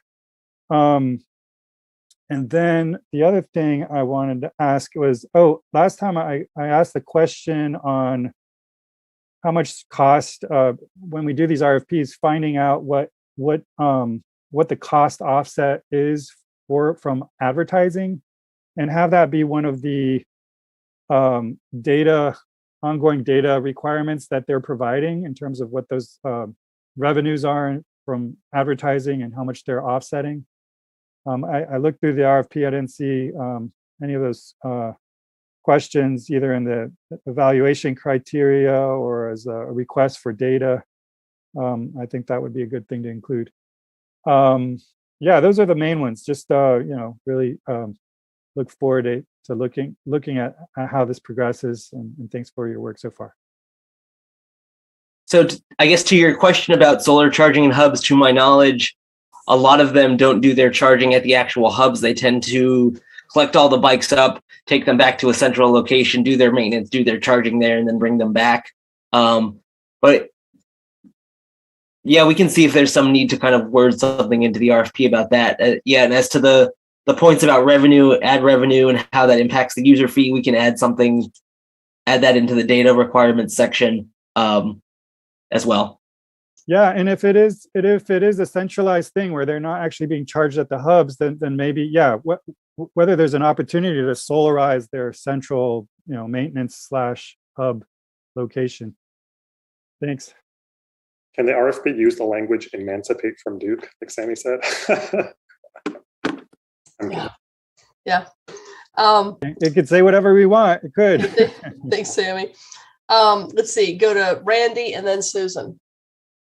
Yeah, thank you, Zach, for all your work to advance this. I know back in the day we were working with the Blue Bike program at UNC, and it had a short run, but it was very promising, and this is quite promising. On the question of location priorities, well, first let me say I like the idea of the floating hub, but I'm wondering, is there a possibility of having a hybrid whereby, for example, at 203 at the library or at Libby-Cotton, there would be a fixed bike station, and then others around town would be floating. And I say that because it's clearly Libby-Cotton is that connector to UNC.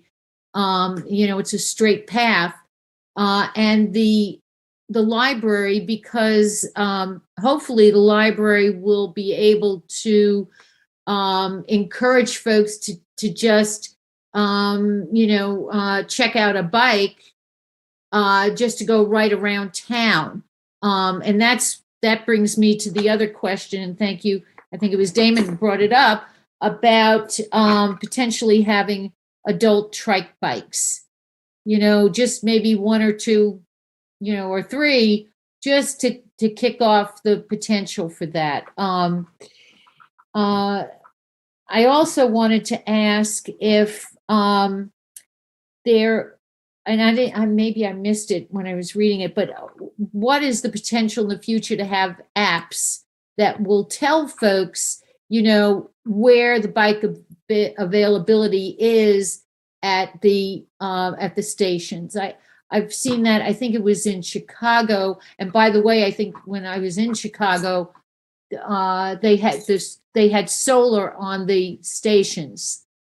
So I know that they do solarize the stations, but at some point I'd like to know with the RFP, what will be the next step to move towards having an app to know, where bikes are, and that can be used for floating as well.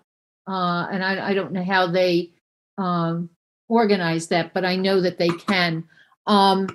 Finally, I wanted to make one more point about the availability on the 6.5 miles. I think it would be really cool to just create something where we pilot having some mini station. Let's say you do a mini station or a station out at the Rena Community Center, right? That to me is a perfect little hub right there.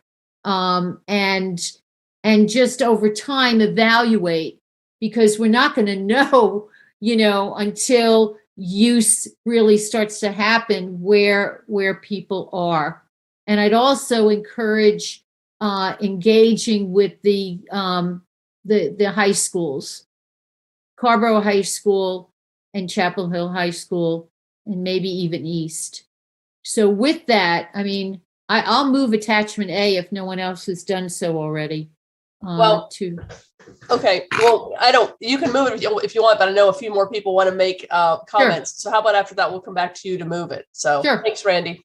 Let's go on to Susan, and then I want to make some comments. Thank you, Lydia. Zach, I appreciate all your work on this, and I too am just super excited about this. And I say it because I'm, living on the northern part of town, where there just has not been the density to support transit in the past. I'm kind of looking at this like Damon and Sammy, is maybe this is an opportunity to get people onto, using the e-bikes, but connecting them to transit and taking those first rides on the buses to start developing some of these new routines over time. So I was really happy to see that Winmore was an interest area. And I also want to throw out Lake Hogan Farms as another possible interest area. It's the largest development. Lake Hogan Farms has a very, very active climate action neighborhood group that I think could really get behind this. And also to Randy's point about students, a lot of young people, a lot of high school students living in Lake Hogan Farms. So I think that there could be some kind of interesting possibilities there. While we're on students, I just wanted to also mention in terms of hub locations, if there had been consideration in terms of the neighborhoods that perhaps have the most UNC students, that to be sure that they are included as well. Priorities, Zach, I wanted to go one area that's been a little bit of a concern to me, which is the no age requirement. At least that's as best I can tell. The language says community members at or over 16 years of age, the company shall discourage underage use of vehicles in all possible ways. But discourage doesn't mean prohibiting. And so the way the language to me reads right now, if you're a middle school student and you really want to get on that e-bike that can go 25, 28 miles an hour, you don't need any form of identification. You can pay for it with cash. I don't see anything here that prevents that from happening. And that's an area that concerns me. And so should I be concerned about that? Yeah, that's an interesting question. I know as far as cash goes, that's something we'd be working with any provider to administer through the town. So I think that's something we would try to figure out the best way to handle that. As far as the app, almost so many kids of many ages have smartphones these days, and they're all used to using apps to get access to things. So it's kind of there's a back and forth here, right? We want to make sure everyone can use it, but we also are trying to ensure the safety of our younger community members. So I see what you're getting at. I'll need to reconvene with our other members and see if we want to think of a better way to word that. So I guess the question is, in the RFP, should there be a question saying, will you enforce a minimum age requirement? So that's for the consideration of your committee. But that idea does worry me a little bit, I'll be honest. And then my only other question, Zach, and this gets to something that Damon had mentioned at our last meeting in terms of making sure that this would be more with the case of scooters, should we go with scooters, which I would favor, by the way, but making sure that everything's not left behind in the middle of the sidewalk or what have you. And so that idea of, that the equipment's being properly put away, the bicycles are being properly maintained. And so it says here that there will be 6 hours of notification to remove vehicles left on a private property, 24 hours communication for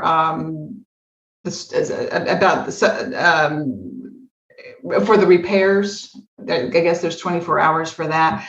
How is that enforced? That in 6 hours the bicycle will be removed from the middle of the sidewalk, or a broken e-bike will be taken out of the group of available e-bikes. How will that be, those time limits, how will those be enforced? Right. A lot of those are things that are going to be built into the contract once we get to the stage of developing a contract, so that if there are penalties or actions to be taken if something's not being done, those aren't really in the RFP. Those will come in a little later. I think in a more, partnership way, what are our coordination with them? Are that, if it's something that's, we'd rather not have to wait for them to do it. How can we as the town coordinate with them to go and get it to a place that's safe and that someone can use it and that it's not blocking the sidewalk or whatever concern it might be? I would say the goal of having something be enforceable isn't that we have to go and enforce it. It's so that this thing doesn't happen. And whether they have we want to be able to resolve the solution, but we also don't want to kind of, take the responsibility away from the operator. And I think those are some trade-offs we'll figure out once we get more into the contract stage. All right. Great. Thank you. Thank you again, Zach, for all your work on this. Thanks, Susan. Zach, I have a few quick questions for you and some comments. And I know when this was discussed last month, it was the meeting I missed, and I think I watched most of it, but I wasn't sure if this was addressed. Are we asking for a certain class of e-bikes in this RFP? Not specifically. We'll let any respondents kind of describe what their technology is. They can be a pedal assist or a throttle assist, or kind of just asking them to describe what they use. I know as far as speeds, we are asking them. A lot of the micro mobility companies now have the ability to kind of set some geographic restrictions. So, making sure they don't go more than 12 or 15 miles an hour on greenways, things like that nature, so that even if they can do 20, 25 on the street where it makes sense, they're not able to do that on greenways if they have the technology to do it. Okay. Yeah. I mean, as you know, the throttle assist kind of catapults it into a slightly different genre of bike. So I was curious about that. Secondly, I just want to make the comment that someone else mentioned it about coordinating the locations of these, in particular, if we end up going with the floating or whatever. But for instance, I think I saw one of the potential spots for us up off of Purifoy, which I assume is the bus shelter on our side of Rogers Road or on our side. But then I heard like Randy mentioning Rena, but Rena's not even really, the county isn't really even a part of this. So is Chapel Hill looking at that side or just kind of thinking through in terms of coordinating? I'm sure you are or you will, but just making sure that like we don't have one on one street and right on the very next street, Chapel Hill has something, and we could have coordinated better in terms of spreading things out. But as for Rena, I think that's interesting to think about too. I kind of assumed that up by the bus station or up by the bus stop would be bicycles for our Rogers Road community, but Rena brings in another jurisdictional kind of hitch, and so I just wanted to throw that out there.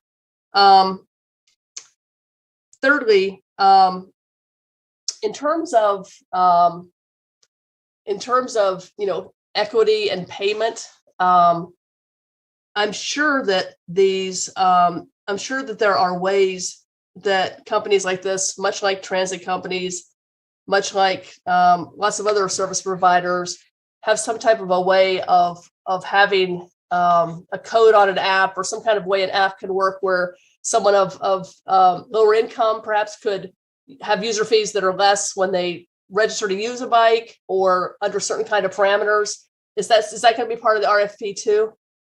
Yeah, I think we asked them to kind of describe how they handle that sort of request. I know I've heard different things from different companies. Some of them will offer the subsidy just of themselves. Others may require, kind of, they might be asking us to subsidize some of those rides. I'm not, we haven't gotten responses yet, but they have the technology to be able to make that distinction and provide that subsidy. Yeah, I think that it's clear that we would want to find some way to have some certain groups of people, maybe older, maybe lower income, maybe, folks with disabilities that can still ride bikes, whatever. There might be a way that we want to have folks be able to still be able to access bikes and not pay as much. And I guess the last thing I wanted to say is, this is with regard to the library comment. And this was one that I brought up many years ago because, I used to check out a bike from our library in town, and my dad and I used to ride bikes on our bike path in town. And so back when we started talking about this library, we brought up that program. And as Randy pointed out, it was very different from the bike share program. It was literally a program where you could walk in, check out a book and a bike, And it was meant really to just tool around town or whatever, tool around a nearby bike path and just bring it back to the library. I mean, certainly we could work our bike share program into the library if we want. But originally, when we were talking about this bike program, it was really meant to be an amenity at the library, maybe for a person who doesn't want to go through the hassle of checking out, it might even be a different set of bikes or whatever, but just a way to kind of expose others to bicycles in a way that might be even different than the bike share. So I just wanted to kind of follow up on those comments. All right, I see, Randy, your hand is it back up or still up? And I know you want to make the motion when we get to it anyway, but go ahead. Yeah, I was just going to make the motion with some of those points underscored for Zach to follow up on and add to the RFP, especially about the retooling the language regarding the age requirement. Is there anything else that we really needed to add into that? Zach, the comments that we have been kind of giving you in general, especially in terms of the RFP, I think you've answered a lot of them. You've clarified a lot of them. Are there any that are standing out that you have any questions about, or do you want to kind of maybe read to us the little list you have? Yeah, let me see. I think I've got a lot of things. So I got add the bus routes map in the RFP. I've got that wording of the enforcement of minimum age. Report your ad revenue and indicate how it impacts the user fee.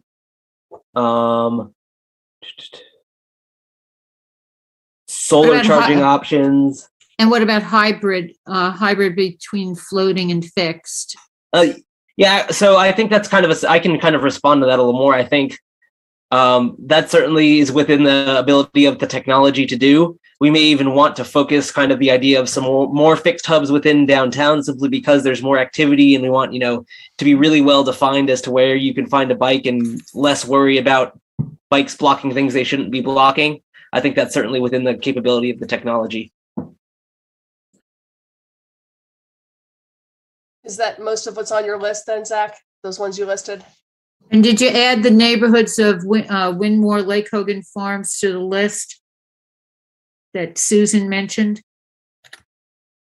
Well, Winmore was on it, and I think specifically it was probably the our apartments there at Winmore. That's why I was thinking it was probably on there. But I think Susan was suggesting to perhaps add Lake Hogan Farms. Mm-hmm. Yeah, I think it's in front of the landings at Winmore. Right. Mm-hmm. Yeah, exactly. Right. Yep, I have that. And kind of other comments that aren't so much edits, but just this question of coordination up along Rogers Road. I think that's not the exhibits were kind of just, there'll be one for Carrboro and one for Chapel Hill, but then once we get into contracts and finalizing hub locations, we won't have two hubs, one on the, it's not like we're gonna have one on either side of Merritt Mill Road where the town limits start and end. Well, that'll be coordinated with the vendor. Yeah. Okay, so I think we're good. Those were the comments, Randy. So you're moving this attachment with the comments that we provided that Zach recounted, correct? Correct. Okay, is there a second? Second by Damon? Yeah. All right, all in favor, signify by saying aye. Randy? Aye. Sammy? Aye. Jackie? Aye. Barbara? Aye. Susan? Aye. Me? Aye. Damon? Aye. All right, great. Thank you. Thanks a lot, Zach. Appreciate the presentation. You're welcome. Thank you for your feedback. Excellent. All righty. All right, Mr. Manager, we have one final item before we have a closed session. Okay, this item is Police Department's quarterly equity update, and Chief ATAC will provide an overview of the quarterly equity report for the third quarter.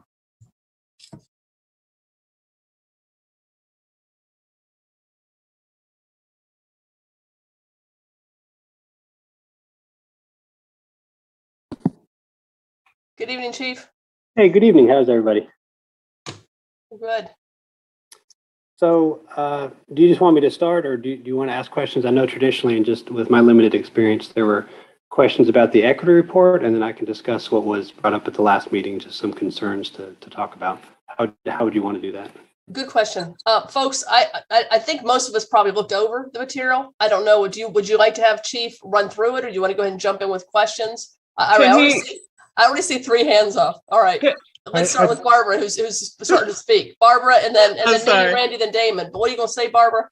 Well, I mean, we all have had a chance to look over it, and so and Chief ATAC recognized, that there were questions, after his last report. So if he could address those, and if there's anything new to report, I think I saw some new things in there. That would be good. I don't know that it's necessary to just like go through the whole thing unless council members want that.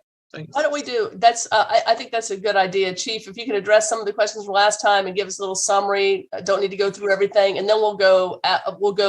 Barbara just kind of spoke, and then we'll go ahead and go with. I see at least Damon's hand up right now, and then we'll keep cruising. So go ahead. Okay. Lydia, sorry to interrupt, Chris. Yes. Chief, I know you have some slides. If you could include that as part of your presentation, I think it's valuable for the public who may not have been part of our conversation or even had a chance to look at our agenda to know what we're talking about, and appreciate that. Thanks. Yep. So I believe I can share my screen. So stand by. I apologize, but I'm going to push this button. Okay. All right. We can see it. All right. Looks like a regular PowerPoint. Okay, great. All right. Just hang on just half a second, Chief. Damon, is your hand up from earlier, or is that new? Okay. All right. Good. Okay. Go ahead, Chief. Okay. So this is just the Q3 equity report, which ended at the end of September, as well as just kind of addressing some of the questions that came up at that September 21st meeting. So just some background, I was here September 21st, and that was the Q2 equity report. And so there were some concerns expressed to me about regulatory and equipment traffic stops, both in terms of the racial numbers as well as just numbers in particular. There are also questions about costs associated with tickets, obviously on conviction only. One of the items that I attached to this agenda item was the Administrative Office of the Court's waivable court appearances, and it lists the fines. So generally, and that's a pretty straightforward answer, but it's generally the cost of court is in and about $176. I think there are some variants for some reason. I don't write a lot of tickets these days, so I talked to one of our smart young folks, and they said it was about $176. So upon conviction, somebody can be fined $5 and court costs, and up to, I think it's $250 in court costs. So those fees can add up pretty quickly. Again, that's if court costs are attached. One of the things that we were concerned about was, are we writing a lot of tickets? Are we using our discretion to warn and other stuff? And generally our data from Q3 is going to point to generally about 60% of blacks that were stopped received a warning, and about 50% of white folks that were stopped received a warning. So, and that's going to fluctuate each quarter, but generally there's about a 50% mix between citation or ticket and receiving some sort of warning, a verbal warning or a written warning. So I've requested data. I've been in contact with the DA's office. They apparently do not have the capacity to find out conviction side. So I'm going through the clerk's office now. So I don't have that data. I'm curious myself, like if we stop 100 cars and 50 of them get tickets right off the bat, then of those 50 that go to court, what are we looking at on the court side? And I don't have that data at this point, but I would assume it's lower than the 50. So there we go. So the questions, of course, brought up the issue of equity and regulatory and equipment stops. So one of the things I looked at was, is there information out there, is there data out there that supports, that supports this as a workable model? So the North Carolina Task Force was formed last summer by Governor Cooper after the George Floyd incident. One of their overarching purpose was to address existing policies and procedures that disproportionately affect communities of colors and develop solutions to ensure racial equity. So that was the overarching goal of the entire task force. I don't know if you've read it, but they had, I want to say it was like 175, don't quote me because I read it last year, but it's about 175 recommendations based on their study. One of their output models was what they called the model policy, which was focusing traffic stops on protecting public safety. So by the very nature, you can tell it's going to focus more on a moving violation, which is when the car's in movement, as opposed to more of a regulatory or equipment. So what I did is I pulled that policy and I used that as our starting framework. So we have a policy in development at the police department that addresses the concerns that came up with the regulatory and equipment stops going forward. Some of the policy details. When I write a policy, I always try to have a purpose and a philosophy so that people understand what the intent of that policy is. So this kind of, it's a bit long, but I wanted to kind of summarize, and please let me know if you feel that accurately captures. Some of this came from the model policy, but I've tweaked it to what I feel was fit for Carrboro. Basically, it's to prioritize traffic stops for violations that impact safety and reduce regulatory and equipment stops. Research has shown that focusing traffic enforcement on hazardous moving violations is effective in reducing traffic-related deaths, injuries, and collisions. In addition, regulatory and equipment enforcement has been shown to impact community subgroups differently, especially along racial and socioeconomic lines. So there's a group from UNC that published a study last year of Fayetteville Police Department. They made this policy shift in about 2013, and they had some impact. So I'll talk about the possibility for impact in Carrboro. Obviously, Fayetteville and Carrboro are slightly different cities, but this is just the model, the info that came out of Fayetteville's experience with this type of change. So some of the operating parameters that are in the policy: an officer should normally take action when he or she observes a motor vehicle violation that is hazardous to public safety, right? So this would be a moving violation where the occupant or the occupant of the vehicle or the motoring public or anybody else is potentially put in danger by the actions of the driver. And then conversely, generally an officer should not stop a violator for one or more multiple instances of the following regulatory infractions. And so what currently in the current iteration of the policy, we have regulatory and equipment violations that we do not want officers stopping vehicles for. We're basically saying they will not stop for this. We're waiting again to find out what the more common regulatory and equipment charges that our officers are doing, so we can get some idea of what our piece of the pie looks like, so it's not kind of too general. So that is under development right there, what those specific lists will be. We also list specifically what the officers should be looking for, and that's going to be speeding, driving while impaired, careless and reckless, etc. So that's in the policy. It's in development. So what is our timeline for this? So we had a supervisors meeting last Thursday, the 4th, and so I gave all of my supervisors both a digital and a physical copy of this. I discussed the concerns that were raised in the September meeting, and I've asked them for some thoughtful feedback. I've heard back from a couple of folks, kind of, hey, this might not work. This is a good thing here. Maybe we need to add this here, stuff like that. So that's the state we're in right now. I'm waiting on some more collective feedback. Once we get that feedback and I get some idea what the policy is starting to crystallize together, I want to have shift meetings with the officers directly. And the reason for that, number one, we have the benefit of being a small department. And I think it's important to be able to hear it directly from the chief, what the thinking is behind this, what the concerns are that have been raised. And I just, I want them to understand the thinking behind it, not just say, here's a policy, follow it. At the end of the day, they have to follow it, but I want them to understand the thinking behind it and the concerns that have been raised, and kind of maybe open their mind to some of the concerns too. So that's our thinking. Of course, after that, once we get the meetings and we have the officer feedback, and then we go through a legal review. That's something we do with all policies. I'm not an attorney. I don't want to pretend to be one, but we send it to the attorney for feedback and review to make sure that what we're doing is lawful and correct. And then I'm saying December 15th for a soft date for enforce policy for us. As you know, all of our policies are posted online. So this would just be another policy that is posted online. It would be policy number 42. And then it would be something that, like everything else, is going to be publicly available out there. So how do we measure success with this? Well, outcomes, of course, minimal regulatory and equipment stops. Traffic enforcement focused on driving behavior, not the vehicle condition or other things like that. Now, again, safety will be a guiding goal. So I can't sit here and say we'll have 0 stops for regulatory and equipment, because a lot of times significant equipment can fall into the safety aspect of this and create a hazardous condition. But that should be the exception, right? That should not be the rule. I.e., if someone's driving at night with no headlights or taillights, et cetera, that is a safety concern and would be something that I would expect officers to stop for because that presents a hazard to the community. So in theory, and this pulls from the study of the Fayetteville model, both the control and then the experiment, In theory, decreases in crashes, injuries, and deaths. Again, this pulls from Fayetteville, which, as we know, is significantly different than Carrboro, both in terms of footprint, motor vehicle operation, et cetera. But it's a possibility here where, in theory, it also found that there was a decrease in the black traffic stop percentage and also in the black-white stop ratio.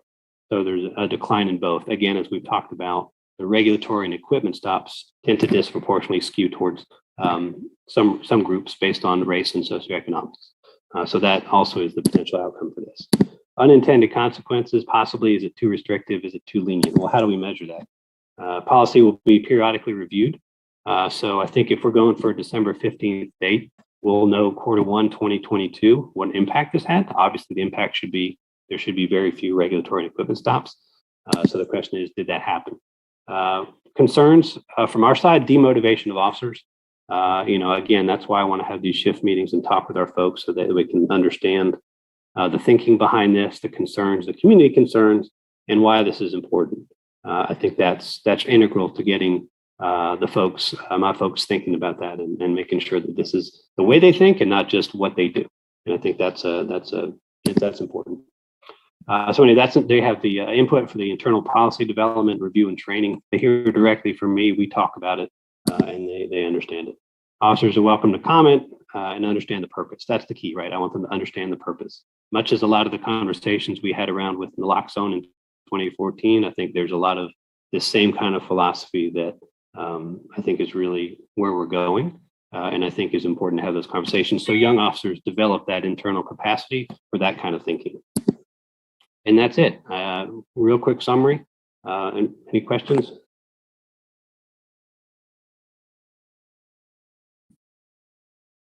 Sorry, I lost my mouse. Let's go to Damon and then Sammy.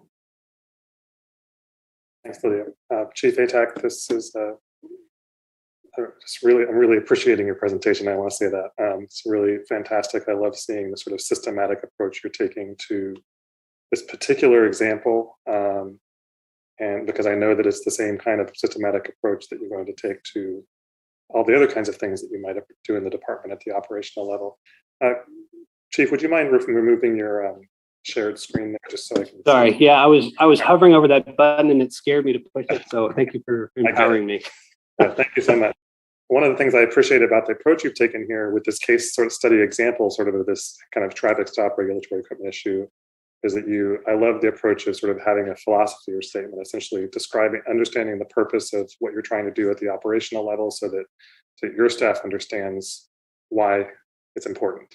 Yeah. I think what we tried to do as a council back in June 2020, when we wrote out that what I think was a pretty clear resolution about why we were motivated to take on these positions, policy positions, and here were the things that we felt were important to sort of make those things a reality, is you're sort of doing at the operational level, right? You're articulating a rationale that's connected directly to our policy level decision-making at the council level, and bringing that down to the operational level on the street with your officers. And I just think it's really nice to see that play out in this particular case, and I hope we'll continue to see that play out. I also appreciate your focus on outcomes and measuring impact. And this is not a book that closes, right? This is a book that keeps getting written, right? And we're going to see how it plays out. And you at the operation level will tweak things, and we'll get to see it at the council level, like what the successes are and where things need to change.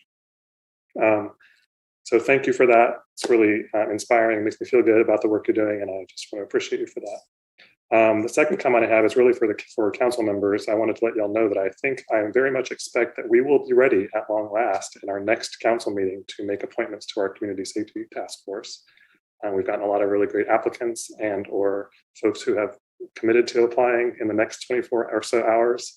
And I want to especially thank Jackie and Barbara, among others, for helping me to make that happen and get people on the list of applicants that we really needed to put together. So hopefully that'll be on our agenda next week. I've been in communication with Lydia and Kathy about that, and to be continued. Great, thanks, Damon. Let's see, we got Sammy and then Barbara and then Susan. Thanks, Chief. Just want to second a lot of what Damon said. I'm also grateful for the recruitment and the fact that that committee will be coming together. I really appreciate your presentation and you're getting where we're coming from. That what we're doing here is, trying to be thinking of doing public safety in a different way that really addresses and acknowledges the issues that are historical and continue to make it really hard for people to live in our community. And recognizing that a lot of this is culture work that you have to translate with your officers so that they're on board and they don't feel like we're reprimanding them or making them feel like they're doing bad work. This is just, we're in a sea change and a time of awareness of how we need to do things differently. So I appreciate your ability to hear us and translate that and really, try to bring your police department on board with this effort. So it's very exciting. I was going to forward, I didn't do it in time, but the city of Philadelphia recently did this work, and they have a lot of good ideas for how to operationalize some of these things.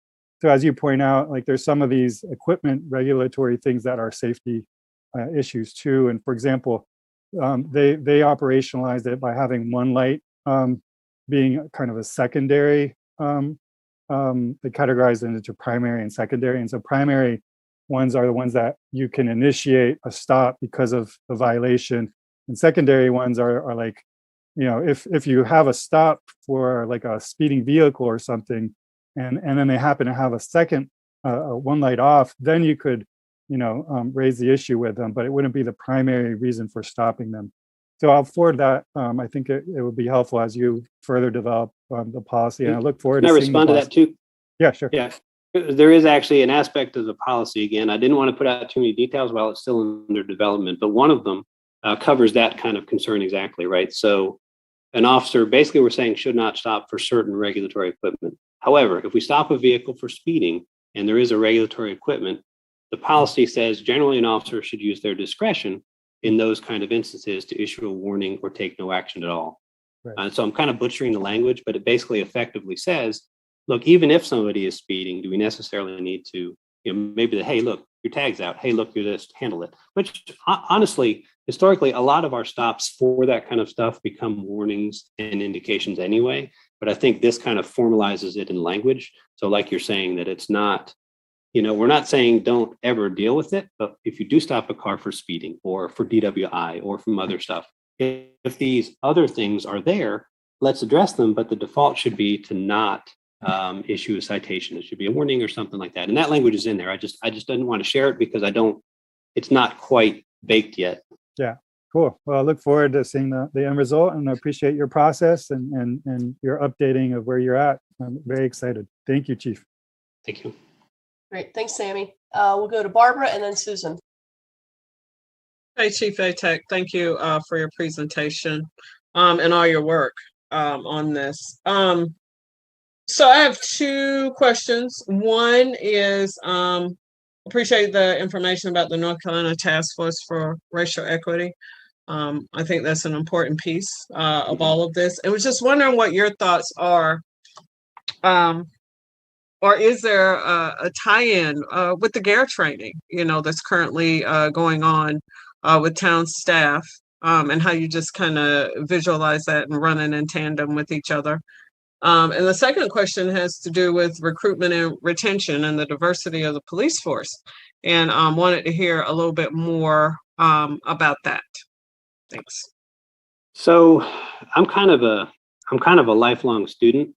So I'll tell you that my first journey into the strange world of harm reduction thinking was when the North Carolina Harm Reduction Coalition came to talk to us about naloxone and opioids. And so that was 2013. So for me, that was kind of an interesting way to think about it. I wouldn't define myself as traditional police thinker anyway, but I wasn't sure what I was. But that gave me some idea. So I'm reading a book now. It's called Undoing Drugs. And it talks about, again, the harm reduction model, Edith Springer's work initially, New York City's experience with the AIDS epidemic and the needle exchanges and the needle aid, and all these interesting things that traditionally I wouldn't say law enforcement necessarily is exposed to. I will say information is power. So as someone who's intentionally sought out maybe parts of history that I wasn't exposed to earlier in life to get a total picture of what goes on in the world, to experienced different viewpoints, different perspectives, intentional harm done. I mean, so there's been a lot in a personal intentional education to round out my own thinking on that. I do think the GARE product is definitely important because I think a lot of people maybe don't walk down that path independently. I think sometimes they need a little push, a little shove.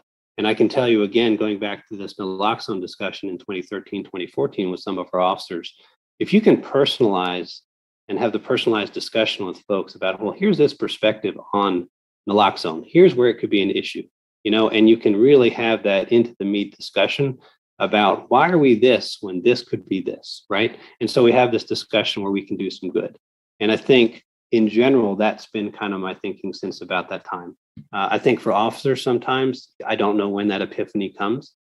Some got it with naloxone, right? They're like, huh, that's interesting. Some still don't get it. But we've had discussions. They're like, but I will follow the policy. I understand, and so, I think there's an opportunity at each conversation, at each discussion, in each situation for growth and development. And I think that is what I'm all about. That's why I teach in Durham Tech, and I enjoy that, and I try to learn myself. So I think any exposure to new viewpoints and new information is key to kind of helping people round out, and I think it's important. Oh, wait, what about the? Oh, right. Sorry. Yeah. See, that's why I wrote it down. I wrote down two things. So Don't be playing with me, Chief ATEC. So here's the deal. No, it's too late to play with you. So recruitment and retention. That's an issue we're having in general. That's an issue that we're having. That's an issue the entire profession is having. My thought on that, when I came to Carrboro, my first boss was Rodney Taylor. I don't know if you knew Rodney Taylor. Prince Taylor's son. I actually found out later, I went to college with his brother, Andre, and just knew him peripherally before I even heard of Carrboro. So Rodney Taylor was my first boss. When I came here, we had a lot of Black officers, and it was really nice to get different perspectives. This is how we do it. We work together. We solve it. I'm rooted in the community. I'm not in the community, but I do it this way. It's diversity, right? So you look at the department now. We've lost a lot of officers. We've had a lot of officers retire. Which is a good thing, right? Because that means people stayed in the department. They did their work. They knew their community. They were vested in that community. One of the struggles we're having right now, though, is how do we get people to have an interest in this line of work, right? That's something that we're trying to figure out. And we're trying to figure out on a national level, but here especially. So how do we recruit and retain officers in general? And then how do we recruit and retain officers, diverse officers? I can tell you this. So when I was the administrative captain, I was the person who screened incoming applications, right? So it went to the civic, plus HR looked at it, and then they sent it to me.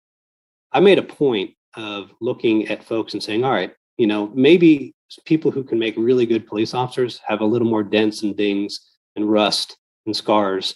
But as long as their thinking's right, then that's the critical thing we need, right? We need officers that are compassionate. We need officers that are honest. We need officers that have diverse experiences. And so, we are more diverse in some way. We have more women than we've ever had. We have more Hispanic officers than we ever had.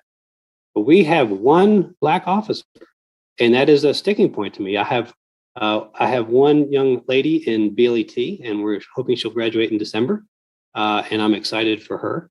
And I'm really trying. So if there's help that anyone out there has, if anyone has ideas, we go to community colleges. We make a point to try to reach out to folks. Maybe even I go to the UPS store in Carrboro, and there's a guy in there that I want to be a police officer. And every time I see him, I say, "Hey, nice tattoo. Listen, we're hiring." So I'm hoping one day he'll be like, "Yeah, I want to go," And so I'm not trying to convince people, but I'm trying to let people know that there's an opportunity for people who don't look like me. And so I think that is key. But I'll be honest, we are struggling. We are running the people we have right now into the ground. And so that's the real challenge. And what we've been dealing with. You've seen the emails that I send to Mr. White and what's going on. And so, I want to support my folks, but I want us to also do it right, but I also need help. And I think, if there's ideas and resources and connections that people have to help us kind of recruit some more diverse folks, I'm all in. So just let me know what I need to do. Let me know I need to call. I can bake muffins, but I'll try them first before I go over there. But whatever, that's I'm all in. I want this to work. You're so funny. I need another mango Pepsi too. I'll see what I can do. Okay, that's been a while. But I may have one still in my fridge. But yeah, no, this profession to me is a calling, and I want it to work, and I want us to have good folks here, and I want us to represent the community in diverse viewpoints. I think that's critical, but we're struggling. Thank you. Thanks, Chief. Thanks for those questions, Barbara. We'll go to Susan and then Jackie. Good evening, Chief. Good evening. So, as you know, I had the honor of riding along with your one Black officer, Lieutenant Quick. And so when you were asking for recruitment strategies, after my afternoon with Lieutenant Quick, I think you should open up opportunities for others to be in a ride along with him. I mean, you could practically sign me up for the police department after being with Lieutenant Quick for 3-4 hours. He's an amazing motivator, and I hope others will have that same opportunity to spend some one-on-one time with him. So one reason I'm so excited about the changes you brought before us tonight is, of course, they get at this whole issue of the criminalization of poverty. So this person who goes out and there's a violation, a regulatory or equipment violation, and they end up with a small fee on a ticket, but they can't afford it. They end up going to traffic court. The fees go up. Then they get the driver's license suspended. And now they have to choose between, do I keep driving my car even though I've got a suspended license, or do I go to my job and drop off my kids at daycare and get to the grocery store? They choose to keep going to their job. And then now that's a criminal charge if they get picked up. So this whole idea of this starting small and everything snowballs out of control. And so I really appreciate this effort to be dealing with this. And it brings me to Carrboro partnering up with Chapel Hill earlier this year with a criminal justice debt program. And I'm just curious, to what extent is this being used? And do you feel like there's adequate funding for the program right now? Is additional funding needed?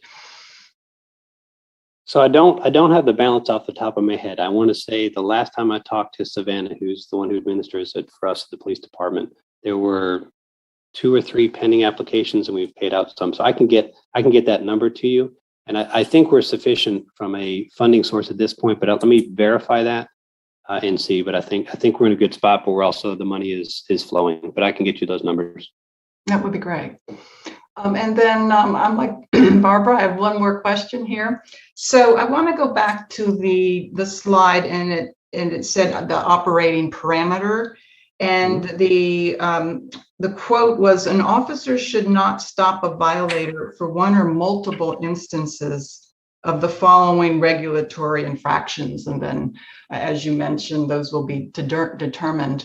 But it brings me to this question is, I'm sure you're like I am, which is don't have rules if you don't want to enforce them. So does this beg the question of, should we get rid of these regulatory infractions if, in fact, even with multiple times where you're in violation, there's no consequences? So I think it's a delicate balance, right? I think that is a fair question. That's one of the things that kind of runs through my head as well. I'll say this from the previous discussions. I'm fortunate. I don't know what it's like to be poor, right? So I have to listen to the people who work, who are poor, or work with people who are poor, and what the data says. So the data says that there's heavy consequences on people who have these minor violations, right? And so the question is, that in the interest of the greater service of society? And the traditional cop me would say, well, the rules are the rules. But here's the deal. I'm also a Gen Xer. I distrust authority kind of as a, wake up in the morning, I distrust authority myself. So the question is Is our regulatory scheme, are there too many laws? I think my answer would be yes. I think there are way too many laws. Now, the question is, how do we go about determining what are good laws, what are not? And that's problematic. So should we enforce an expired inspection? The argument could go both ways, but here's the deal. It's not just that. Is there a reason that it cannot be renewed? Is there a financial reason why someone can't pay the taxes on the car? Is there a reason that car won't pass inspection? So in the service of consistency, we sometimes impact other people differently. And that is something that maybe was harder for me to understand in the past. But I think the reality is a lot of the stops that we make for these violations, officers will say, hey, look, your tag's out. Hey, look, this is an issue. Just get it fixed. They're called fix-it tickets. So the challenge is, how do we still do that, but with a soft touch so that someone's not captured with $176 fine, court cost and some other fine that could come from that, and they still have to spend $500 to get it fixed. It wasn't my catalytic converter, but my car, something exploded about 2 years ago, and it was like $800 to fix. Well, I was like, dang. But to think about that, car parts are expensive, right? I mean, you crack your windshield or you crack your headlight, or you crack your taillight. These are expensive things. This is not a $25 fix. And so the issue I think we have to understand is, what is the unintentional impact of enforcement of rules that on the surface make sense, right? And it's almost like differentiation when you're teaching, right? I can walk into a classroom and say, the Fourth Amendment is right after the third one and before the fifth. And some people get it. And other people, I have to draw the Fourth Amendment is right in between the third and the fifth. And they see it. So I think as a society, it's tricky to differentiate, but I think we almost need to be thinking like that because of years of intentional infliction of unequal harm, right? So then how do we fix that? Well, intentional harm can be fixed by intentional acts to undo harm. And so I think sometimes for some people, and myself included, I'm not going to say that I'm like, always, marching down the street of this, but when you think about it, when you actually think about what has happened historically, and do we want a ticket to be the reason a kid doesn't have lunch? I think those are easy to answer when you're asked them like that. So I think our system needs to be reviewed in general, right? I'm reading a lot about what's going on the West Coast and things they've done and unintended consequences from them, right? So I think a lot of things are done with good intentions, but they also create residual issues that maybe are worse or just need another solution, and we start to spin out from that. So yes, I think there are things that need to be changed. Yes, I think we should revise things and make sure that we're not endlessly, hammering people for being poor. And I think that just, that's an intentional look at things. And we have to know that. We have to do that. Yes, I really appreciate that answer. And I just wanted one quick follow-up, which is that I maybe that's what the criminal justice debt program is there for, to capture those who it's either paying this fee or providing lunch for your kids tomorrow. So Right. Capture them, but still have the fines for those who are in a position to pay, and they're going to be funding the criminal justice debt program. So in other words, it's a way of building in, you're keeping consequences. Anyway, thank you again. Yeah, thank you. Always great talking to you. Yeah, I'm glad you had a good ride along experience too. If anyone else is interested, let me put that out for a second. If anyone else is thinking about it, you don't have to ride with me. I'm not very fun, but the officers that are actually doing work. So just let me know. I'm happy to accommodate. I'll be back. Thanks again. Uh-oh. All right. Thanks, Susan. Thanks, Chief, for that. Let's go to Jackie.